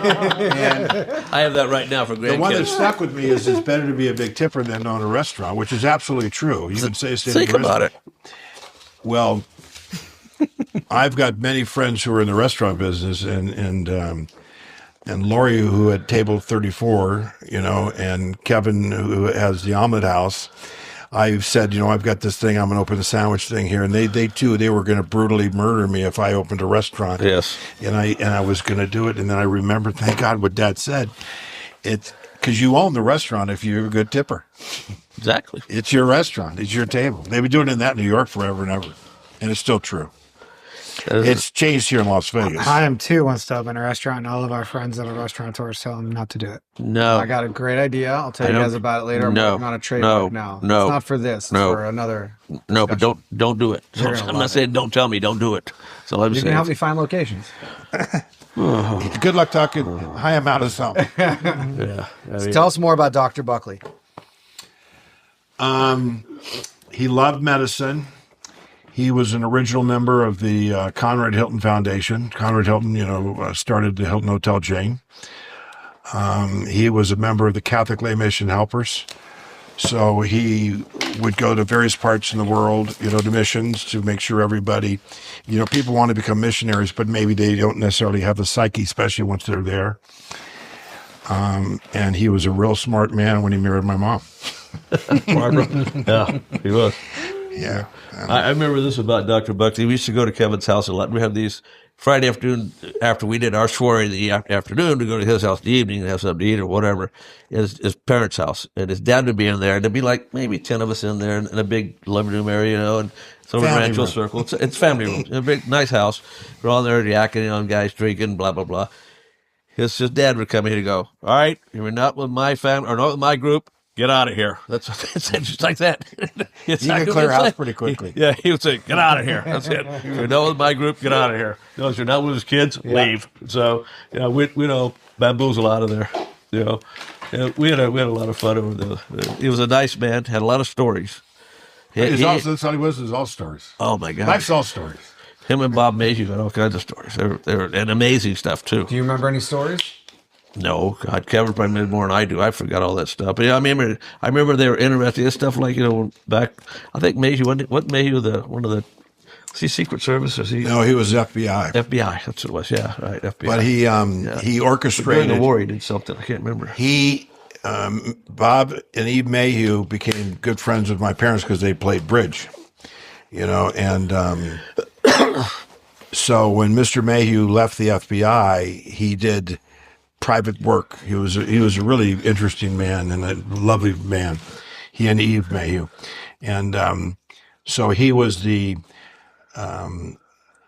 communication between the CIA and the Bay of Pigs recent the Cuban crisis. Yeah. He was involved in the government in those days when it was a lot simpler.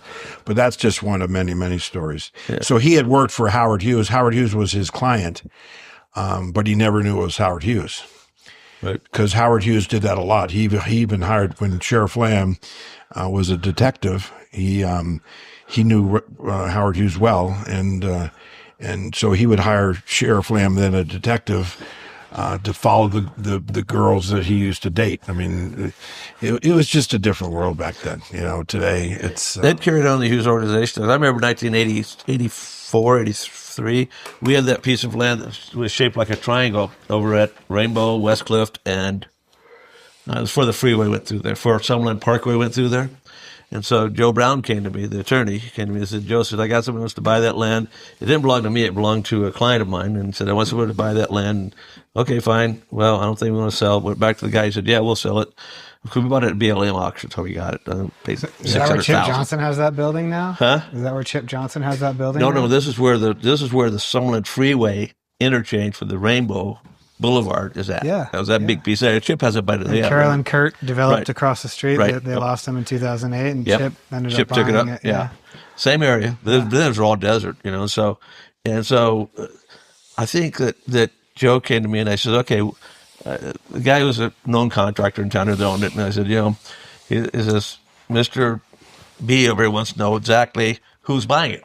When Brown goes, I can't tell you. We're in the elevator riding up to our offices at Realty Holdings. I can't tell you. Okay, well, what do you want to give us? We'll give you like $1 million. I think we paid $6 for it. We'll give you like $1 million. It's a big piece of dirt. And I go back to Mr. B. He goes, no, we're not doing that. Go back to Joe. This went on for like 3 weeks. Elevator ride, talking about it. Who is it? I can't tell you. Eventually, we sold it for $2.5 million or something like that. So we've got up to eventually after that time. So when it went to close, I said, Joe, who the hell was the buyer? It was Howard Hughes. Howard Hughes wasn't going to tell you. The Hughes Corporation wasn't going to tell you they're buying that for the Summerlin Parkway to go through there. That's where the Summerlin Parkway enters into the freeway system. And that's what we sold them. And then we didn't even know it. If we'd known it then, it'd been $10 million. Well, Bob Mayhew That's why I didn't want you to know. Yeah, exactly. And Mr. Mayhew had a really good life. I mean, he lived into his 90s, and he and Joe Brown had the Bob Mayhew luncheon. It was a luncheon every Still do. At first, I think it was the first Wednesday of every month, and it was a glass of Chardonnay. And Bob Mayhew said, if Howard Hughes had never left, someone asked him a question, like, what happens if Howard Hughes had stayed and he had not left? And he said Las Vegas would have never grown because he would have never sold anything. And then Mr. Wynn confirmed that, because when he heard of the death of Howard Hughes, he was the one that made the offer on the land where the Sands was, which later on became the site for the Mirage, or in that area, that vicinity. Yeah. And that was an interesting time, But I tell you, just in the secretive world of Howard Hughes Corporation, it still continues. It doesn't change. And I think we're pretty close to closing, but I'd say, when people were here, they were here to make a living.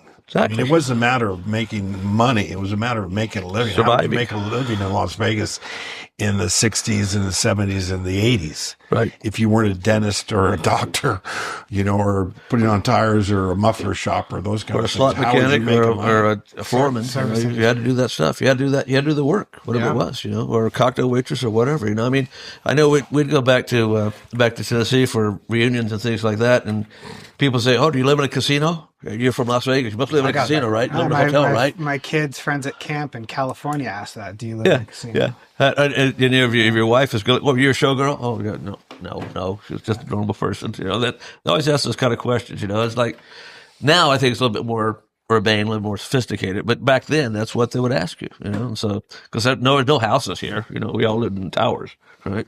That's right. Yeah, we all gambled every morning and had 99-cent breakfast. We used to ditch school and go get the 99-cent steak and egg breakfast. Is there such a thing anymore? Yeah, I don't think there is anymore. No. We used to get that at the Orleans, late 90s. Yeah. Oh, yeah. They should bring that back. $1.99 We got it at steak the- and Tell them that. Would you please tell them that? Would you eat steak that was 99 cents? Hell yeah. We got it. Good. I'm not above my raisin, son. You're refined, but you're not too refined. I'm not above my raisin. Don't believe me. Don't get that way. We'd go to the Ponderosa, which is where now the Horseshoe is. Originally Bally's. That's what it There's was. another good guy, is Al Benedict, who worked for Al Benedict, he was a great guy. Who ran. Yeah. So when I worked for Sheriff Lamb, he'd say, "Here, Kev, here, I want you to take this envelope over to Mr. Benedict." So I'd go over to Mr. Benedict, go, "Hi, Mr. Benedict. Mr. Sheriff Lamb told me, here, Kev, sit down. Sit down here." And we'd sit down and he'd ask me questions, because I didn't know my dad was his doctor too. And we'd chat a little bit, and then he said, "Okay, now here, give this back to the sheriff, and I'll see you later." I mean, it was. You guys may not remember this, but that hotel was a long hotel like this, and it had the carriage of some bonanza on it. Hoss, Little Joe, Bend, Hopsing, and the horses out front. That's what it was. That was the Bonanza Hotel. That's what Bally's was. It's called the Bonanza, or called Ponderosa. That was from that TV show. I was driving down the strip with Dean Peterson, who was my father-in-law, my first father-in-law, who owned the Westward Hotel and Casino. And I said, wouldn't it be great if they put like a park there and people could rest and relax? And he just said, "Kevin, you don't get it." Yeah. Dean, you don't get that, Kev. Yeah. So I can see that. started cover getting everything? involved. No, we've got some more stuff. You want to get out of here? No, We're here. We don't like to overstay our welcome. No, not at all. We've been known to have been asked to leave before. Early in my career, I got involved We have been in, known to be asked to leave before. Yes. We'll kick you out when we're ready. Okay, thank you. That's what they say to us. Kevin can stay. That's what they always say. I don't know what happened. Why do they say that? I'm a nice guy. So I got involved in Commercial Alliance, which is an industry association. You were on the board. I was on the board, and I was talking to my father-in-law who moved here probably in the late 70s, early 80s, also a physician. I'm like, yeah, this guy Kevin Buckley. And he says, I wonder if Dr. Buckley is related to him. So I'm like, I confirmed your dad is a doctor. I'm like, yes. So he goes, let me tell you about, my father-in-law says, let me tell you about Dr. Buckley. So my father-in-law is from the South African region, moves here as a physician, Jewish. So like, I'm pretty sure it's like mid to late 70s, early 80s.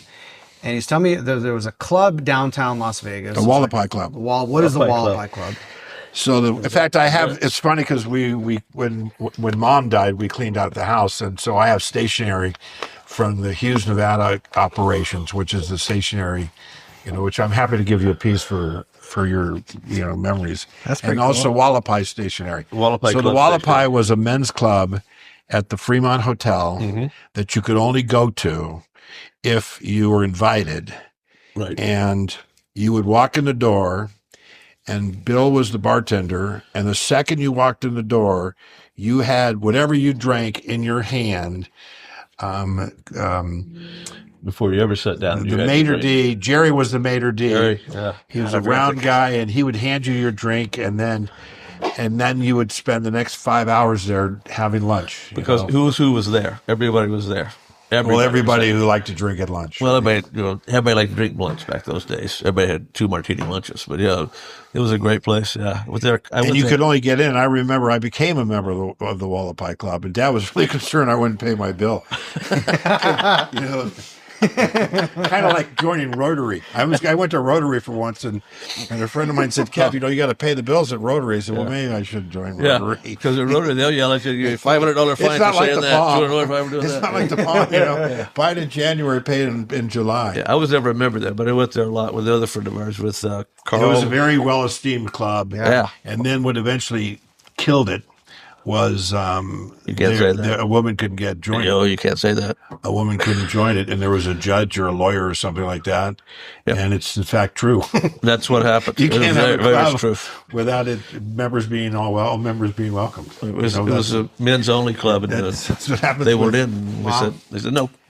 My father-in-law was very grateful for Dr. Buckley for getting him into the Wallapai Club. No, really. Another thing is my father didn't like money because he thought it always got in your way. It distracted you from what you were really doing. So he kind of repelled it. He had lots of chances to make money. But my favorite story is when Milton Schwartz was building Valley Hospital. It was a convalescent center, and he turned it into Valley Hospital. So he says to Dad, "Dr. Buckley, you should really invest in Valley Hospital." He says, "I don't have any money," which is true. He says, "It's $50,000. I'll lend you the money. I'll give you the money." He says, "No, I have a conflict of interest because I'm an internist, and I'm putting patients in the hospital." Well, that 50 grand was worth $7 million 12 years later. And of course, Dad, later reflected maybe he should have done it, but he wouldn't have done it. He wouldn't have done it. He just, it was like, when you put two magnets together, they just won't get together on it. He wouldn't let money get in the way of anything. And you can understand how money, just today, on this major indictments that came down with the sports betting, and I don't know if you've seen it. I haven't seen it. I didn't see it either. It's all over the news. It's racketeering, sports betting, and the lead crime families all were indicted today, and there were 38 arrests in 9 states this Over morning. money. And it was all over money and making more money. Mm-hmm. And you can go to the news. What's today, the 23rd? Mm-hmm. Yeah. Yes. Today's the 23rd, so Google the 23rd of October, and you'll see what happened today with the federal. Interesting. FBI. We've Federal seen money indictment. tear apart a lot of families too. It's just never worth it. Well, it always turns. Yeah. I'll leave it at that because I think we got the point across. If you two were starting in commercial real estate today, how would you approach your careers? Oof. Or if you had a nephew or a relative that wanted to get into the industry, what advice would you give them? Go to law school. Well, that's not bad advice. Go to law school, don't practice law, and get into real estate. Exactly. But I That's what think, mean. and I go back to when real estate was just a small town. We could do everything. David did retail, he did office, he did land, he did everything. When a client was a client, when they looked for something, you found it. You did it. Not until the to the late 80s did people start to specialize in specific fields. So if you read my resume, it says we do everything, but I don't do retail. Right. But if you did retail, in fact, I had a retail and I called Dave. Right, we did that. And so I can do retail because I can reach out to Dave. Right. But today I would try to focus in on what area of real estate you should be in. I would really, it's 2025. I'm 71 years old, so I got into this when I was 20, let's say 24, 25 years old. It's never going to end. It's just going to keep going. So don't think if you get into it now, you're going to be late to the game. I think if you do residential, which is really a good business, it's not as fun as it used to be because we have all these investors in it, and there's these flippers, and home has become a commodity, versus It's been a monetized. real home, like you say, So you pick the field of real estate you want to get into. In commercials, it's just, and then like you exactly follow your program. You went with a good firm. You had a plan. The two of you, thank God, found each other and had a mutual goal. And you got a mentor. I never had I never knew what a mentor was until I was on my own and didn't have a mentor. Later on, my reflection, my mentor was my father. So I would say It's a great business. I told you, never judge a book by its cover. What you say is your word. You're dealing in information, and don't think you're too late to the game, whether it's residential, industrial, or whatever. Development's a lot different because development takes on liability. Sooner or later, you're going to personally guarantee something, or you're going to take money from people in order to develop. And once you do that, that's going to cause a big liability versus being a part of a transaction and getting a fee is one thing. That's the wisdom of Perry Thomas, is the paper development versus the. Well, that's a great story. Is Stanley Wasserkrug and Steve Gilmore and I are having lunch, and Steve Gilmore says, "Oh, you're a developer," and he says to Stanley, he says, "One day you're a developer. One day you're going to go broke." And Stanley goes, "How dare you tell that to me?" I mean, he was pissed. And so he leaves. And about 6 years later, he calls me up. He says, "Hey, Kev, do you have Steve Gilmore's phone number?" I go, "Yeah, here it is." He says, I said, "Why do you want?" He goes, "Well, I just wanted to call him before I'm filing bankruptcy, and I just wanted to let him know before I did that he was right." So Stan would do that to be funny. Development is, really understand the personal liability of a personal guarantee. That's really a big deal to you, your family, and anybody in the whole shoot match. You create your own master when you do that. Somebody's a master over you instead of you being your own master. The other thing I would say about real estate is, like Will Rogers said, buy land because God ain't making it no more. So trust me. I don't care where it's at, buy land. You brought up with those car washes, that old bank building, right? On Sahara? Yeah. Well, the old, what's it called? The keyboard, what was the bar on Sahara? Portac. Oh, Portac's a gas station. Yeah. So they take the side on... Bob Kostelecki's over. They take the side on Sahara, they turn the inside piece into a car wash, and the outside piece, and they.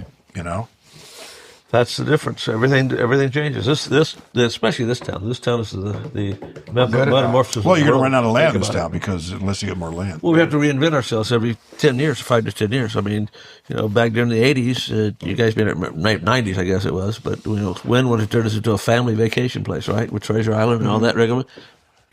Down. Next thing happens. No, it's Hard Rock. The theme park at MGM? Oh, yeah. I went there. Down. Gone. Yeah. Well, Circus is the only that's remained to have something like that, and I think that's going away too. But that's another story. But anyway, let's do some rapid fire takeaways. Okay. Then we'll get you out of here. Question. All right. What's one thing people get wrong about commercial real estate? They were all cheats. We're not cheats. They were all cheats. That brokers aren't good guys. That brokers are trying to take advantage of you. We're not. We're just out there to try to make a deal that makes you happy and us happy. People don't understand there's a win-win in real estate. If you don't do that, you're not going to win. You're going to lose. If you do where I win and you always lose, and there's plenty of guys like that, believe me. Mm-hmm. You don't want to do that. So I think that people have the wrong conjecture of the whole emphasis of what we are as it for that nature because of those things happening to them at some point in time. It's kind of like lawyers. There's good lawyers, there's bad lawyers. Everybody knows that. Mm-hmm. There's good brokers, there's bad brokers. But as a whole, what I've ran into in this community is that most people are good and most people know each other. We mainly work with a small core of people, if you think about it. Your deals are done with maybe 15 or 20 guys that you've known for 10 or 15 years, and that's who you deal with. You call this guy, you call that guy, I call you guys, you call me. That's what we do. We don't reach out to somebody that's not in that core group that we know, that we can trust. We don't do that unless it's very unusual. That's in between this community and like L.A. or San Francisco or New York. That's the difference between those communities to us because there you've got so many people. We were talking about that today. The analyst from where it was from, I can't remember, some big firm in L.A. giving you all this yaki, and you're going, wait a minute, this is how it really works, fella. Yaki. I mean, they got to say, don't bloody. I just got to talk this way. Judge.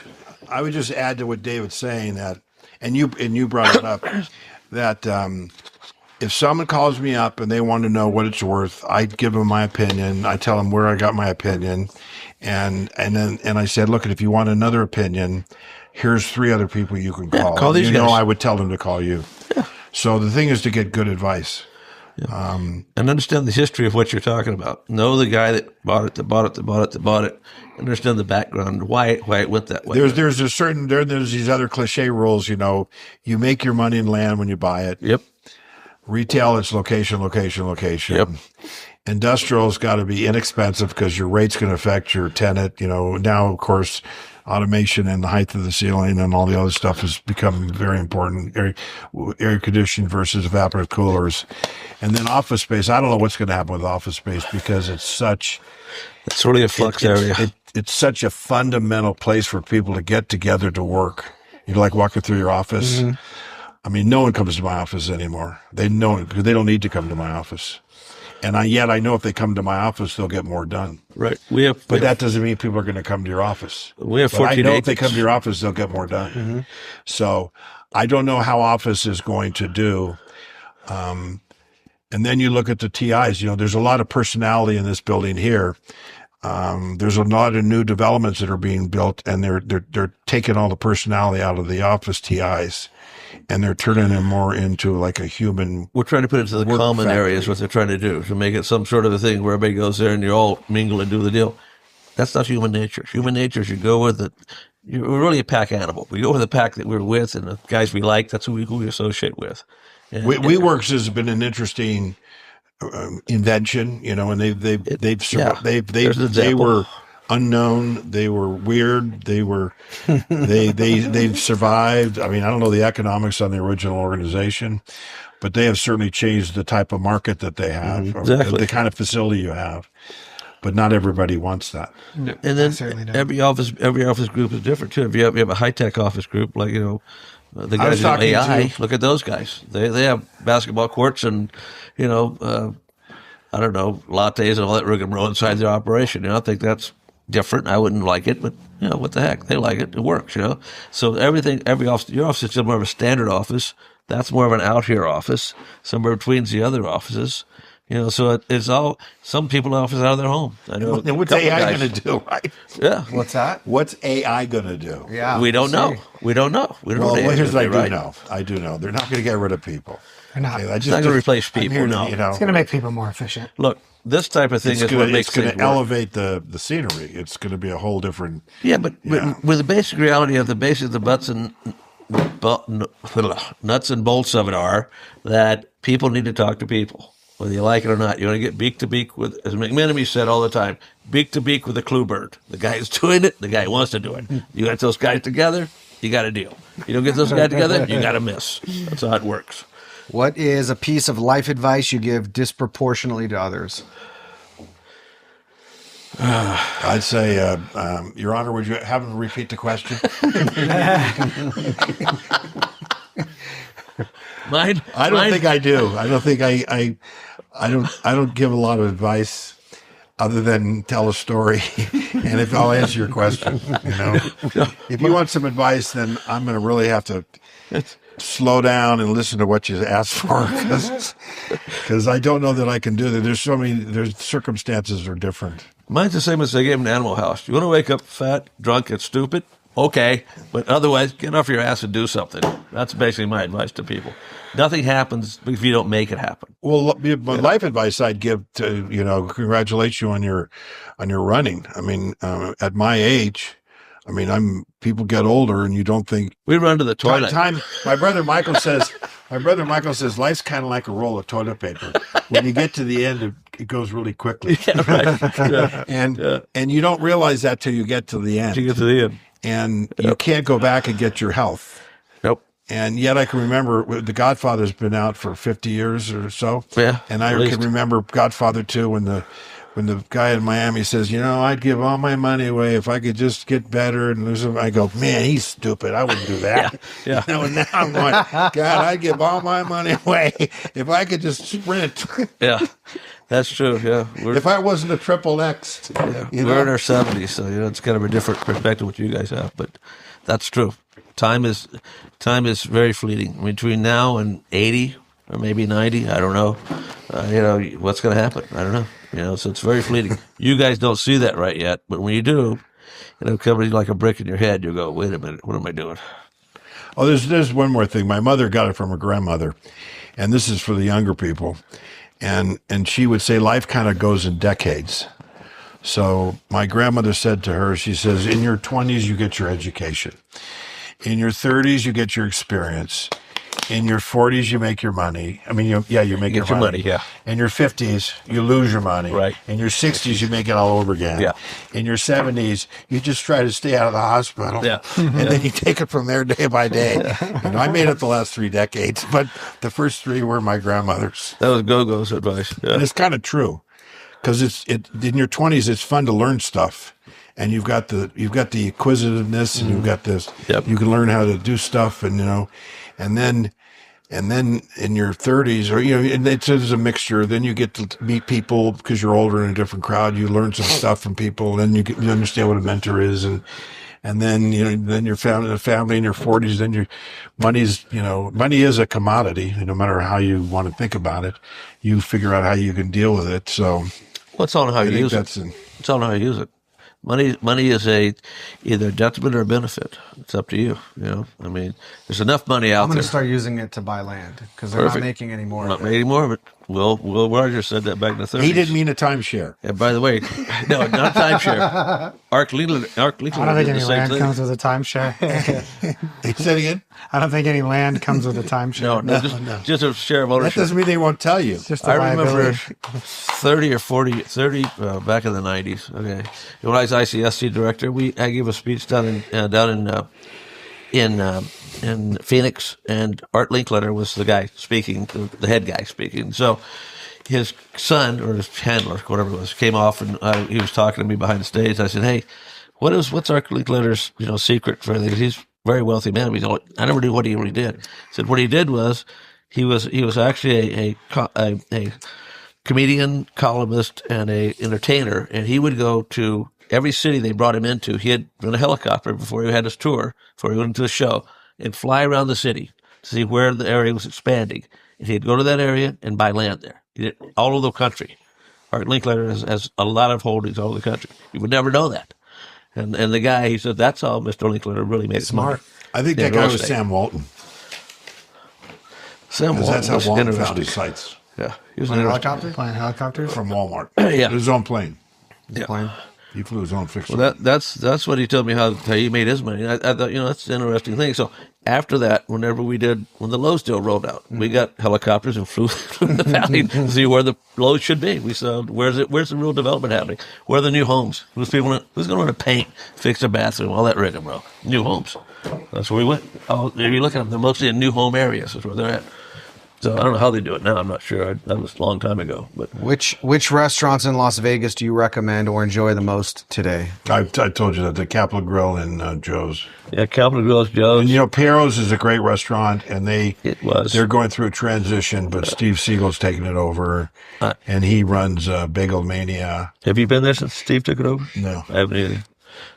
But I mean, I know Steve, and he's pretty much a perfectionist. He is a perfectionist, no doubt about that. Yeah.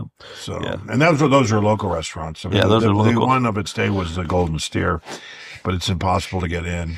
Yeah. And I understand they won't let you wear a cowboy hat there. Really? Yeah.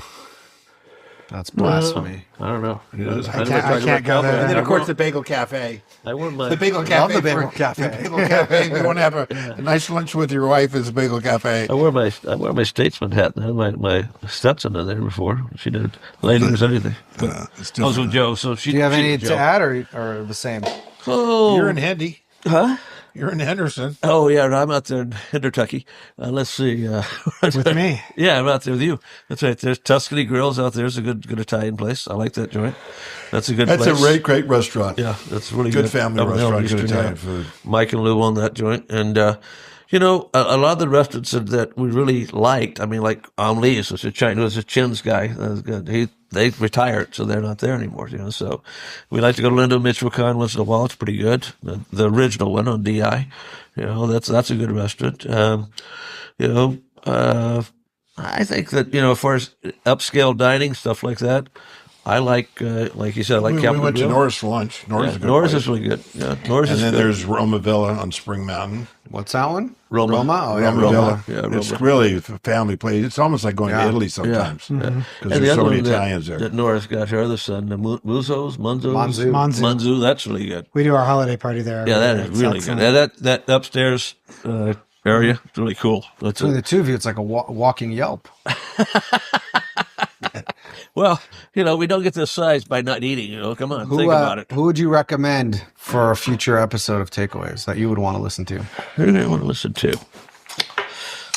You know who I think too brilliant. In fact, I had lunch with him last week. Was Dana Bergman and Bridget Richards. Richards. I think good people. And you know what's exciting about them is they're innovative and they're really positive and they're extremely talented and it was a lovely lunch.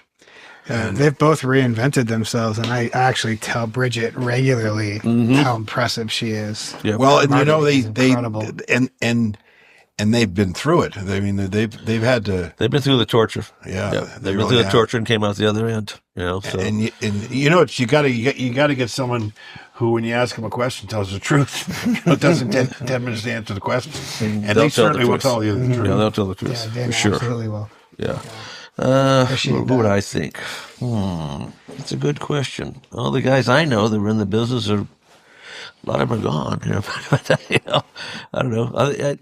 If you get a couple of the old developers like Hank Gordon, if he would do it. I mean, I don't know if Hank would do this or not, but if he was in town, he might. Richard might. Yeah. Richard probably might. Yeah, Richard might do it. Yeah.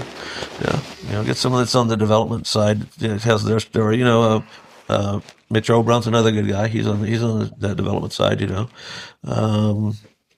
Some guys like that. That were in the field, and maybe if you want to get to the other part of it, real estate's a lot of it's architects, lawyers, all that type of thing, and maybe a couple of those guys, maybe a couple of architects to talk about what they contribute, like Sheldon Colin or Howie Perlman, Howard Perlman, those guys, they might be able to give you some insight as to, when a goofy guy like me comes in and says, "Hey, I want to do this and do that and do this," and he's going, "Wait a minute, hold your horses. That'll never work. Here's why." So they kind of rein us in and say, you can't build a Taj Mahal. It's not going to work. So that may be interesting. Somebody like that. Or some of the new apartment guys. Maybe the guys from Kalita.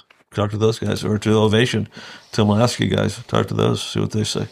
Alan, I think Alan's son's running it now. I believe. I don't know what his name is, but Alan Lasky's kid's running it. Yeah. Our ending question. When you think about the future of Las Vegas, what are you most excited about? Well, right now I would say I'm most excited about a project that I'm doing downtown, which is a development project called Hotel Buckley, which is a 30-room hotel in the medical district where you can walk to all the hospitals. There's no restaurants. There's no services, yet you can plug them in because all the facilities are there. There's a restaurant, but no restaurateur. There's a bar, but there's no bartender. There's a conference center, but and the reason I'm excited about it's because the medical district is really a hot zone, and I'm talking about excited about real estate, and that's where I live. I live over there, behind Our Lady, on Alta and Campbell. And the medical district seems to really be going crazy in a different way than perhaps Symphony Park is. Symphony Park is really making some great strides in the last, significant in the last 14 months based on actual construction and new projects coming online. I took a tour of the Ovation, which is a condominium, a kind of high-rise 240 unit condo unit there. That's a tower down there, right? It's a tower there, and there's just a lot going in that center core. So, and then you take areas like Sky Canyon. Right. I mean, when I was a kid, that was on our way. We would go there to Mount Charleston. I mean, I'd never go to Sky Canyon unless I have, and I don't go to. So it's like I'm in like one little area right now. So it's in that inner city area. Yeah. When is it going to open? Hotel Buckley. We just got our entitlements last Thursday. So now that we have our entitlements, now we start to close the capital raise, the construction schedule, construction budget. But it's on 9,000 square feet of land. It's 5 stories. It's got 12 parking spaces, and I thought who's going to operate it? Well, there'll be no operation as much as there'll be a branding of it. There'll be a branding of the way the atmosphere is. Why would you go there? I mean, because if you don't want to, if you have some medical reason to be here and to go someplace where you can have your own privacy with no noise and you can walk from there to the hospital, you get some time to think. If you're a traveling nurse, that might be a place to go. If if you go to medical school here, and you stay to practice medicine, they waive your tuition. So, I mean, it could be a place for residents, and it's only 30 rooms. And right next to us, they're going to build a 170 unit apartment building. So they're happy we're building, because then there'll be places for people then to stay. But it's never been done. It's awesome. It's not an element. It's not a boutique concept. Hotel. I try to use Sean Krigerman is he's actually the developer, and we try to use AI to mix the word unique and boutique and medicine together, and it got query. It really got query, so that's not going to work. That sounds different. We're still working on that. I don't know about that. That sounds different. Yeah. Yeah. What are you most excited about, Mr. Johnson? I'm most excited for the future of what's going to happen down Las Vegas Boulevard. See what's going on down there. There's going to be a lot of new, innovative type operations coming into town that are going to be not necessarily family oriented, but more adult entertainment oriented. And so, I'm not talking Disneyland or that type of thing, but it's going to be something that we don't have here, that we're going to get here. That's going to be interesting and unique, and can't talk about it, but I know what we're doing. I think it's David, very interesting. David, you guys perfect be amazed. I would have never thought of that in a million years. And I remember selling land. My husband and I selling land on Las Vegas Boulevard. Yeah. In the 10,000 block, and I go, who is ever going to live out here? I mean, who's coming out here? And now it's going between $2 and $4 million an acre. So. And there's a lot going on out there. A lot. Yeah. So there's a lot. And another thing I'm looking forward to is seeing that bright line thing work. If that works, that'll be an interesting adjunct to bringing people into town that we don't have right now. A way where they don't have to, people don't like to fly or don't want to fly or don't want to wait to 3 hours to take your shoes off and go through all the checks, whatnot, So that's a very interesting way to travel also that's going to happen. It will happen. They're working on that now. They're grading that property and moving dirt. So there are two of the things I know that are going out there. There's some other things we're working on. I'd like to see that stadium project go up. I saw the renderings the other day from Jones Lang and the Valley folks, and it's very interesting. It's a very aggressive project. Huh? You talking about the basketball? A Stadium. Oh, the A Stadium. Got that going on. That's a mixed soup. I think there's a lot of different opinions on that. Well, look, here's the deal. A lot of people didn't like the Raiders either, but they're here. And so. Once you get one major sport, so we got hockey at first, and one like so if I jump off the Cup. cliff, you're going to jump off the cliff. Exactly. Okay. Cows always do that. Just checking. If you don't think cows follow each other, something's wrong with it. I mean, they got a big stadium. Have you heard of a little animal called lemming? You heard of those guys? Everybody walks along and falls off the cliff together. Same thing. The other thing, and we all know it in this room. You can work on Saturday and Sunday, and you can have your day all set up and what you're going to do that week. But let me promise you, about 1 o'clock on Monday, you're someplace you didn't even think you'd be going. 100%. And so don't miss the road that's ahead of you that you're not in charge of. Right. So keep that in mind. And your path's always going to change. I mean, even though with all this excitement about Las Vegas Boulevard South, I'm just going to stay in my little area. I had 4 things on my list to do this week, and it's now Thursday afternoon, and I have completed one of the 4. Picked up your laundry. Pretty good. You got picked up your dry cleaning, you right? got a whole day to finish. Actually, have not picked that up yet. I forgot my dry cleaning. Damn. And more so proposals and surveys. I have an architectural firm who's a client of mine, and they told me where they want to go, and I haven't even looked it up yet. Yeah. So let's not forget that we're not in charge of everything. Right. No, that's the main thing. You're not in charge of anything, to be honest with you. It's the universe happens, and God's in control. So you like it or not, that's what's going to work. It's a great. So whatever you think. Can we say, hi? What a blast. I just awesome. never not had anything but fun and a charming time with both of you and Jared. I mean, love you guys. Love you guys. Say it. Great guys. Thank you for listening. I would love to hear from you about your takeaways from this episode. Make sure to leave us a comment or leave us a review. Also, please subscribe to our YouTube channel so you can hear future episodes as they come out. My name is Hayim Mizrahi. Tune in next time.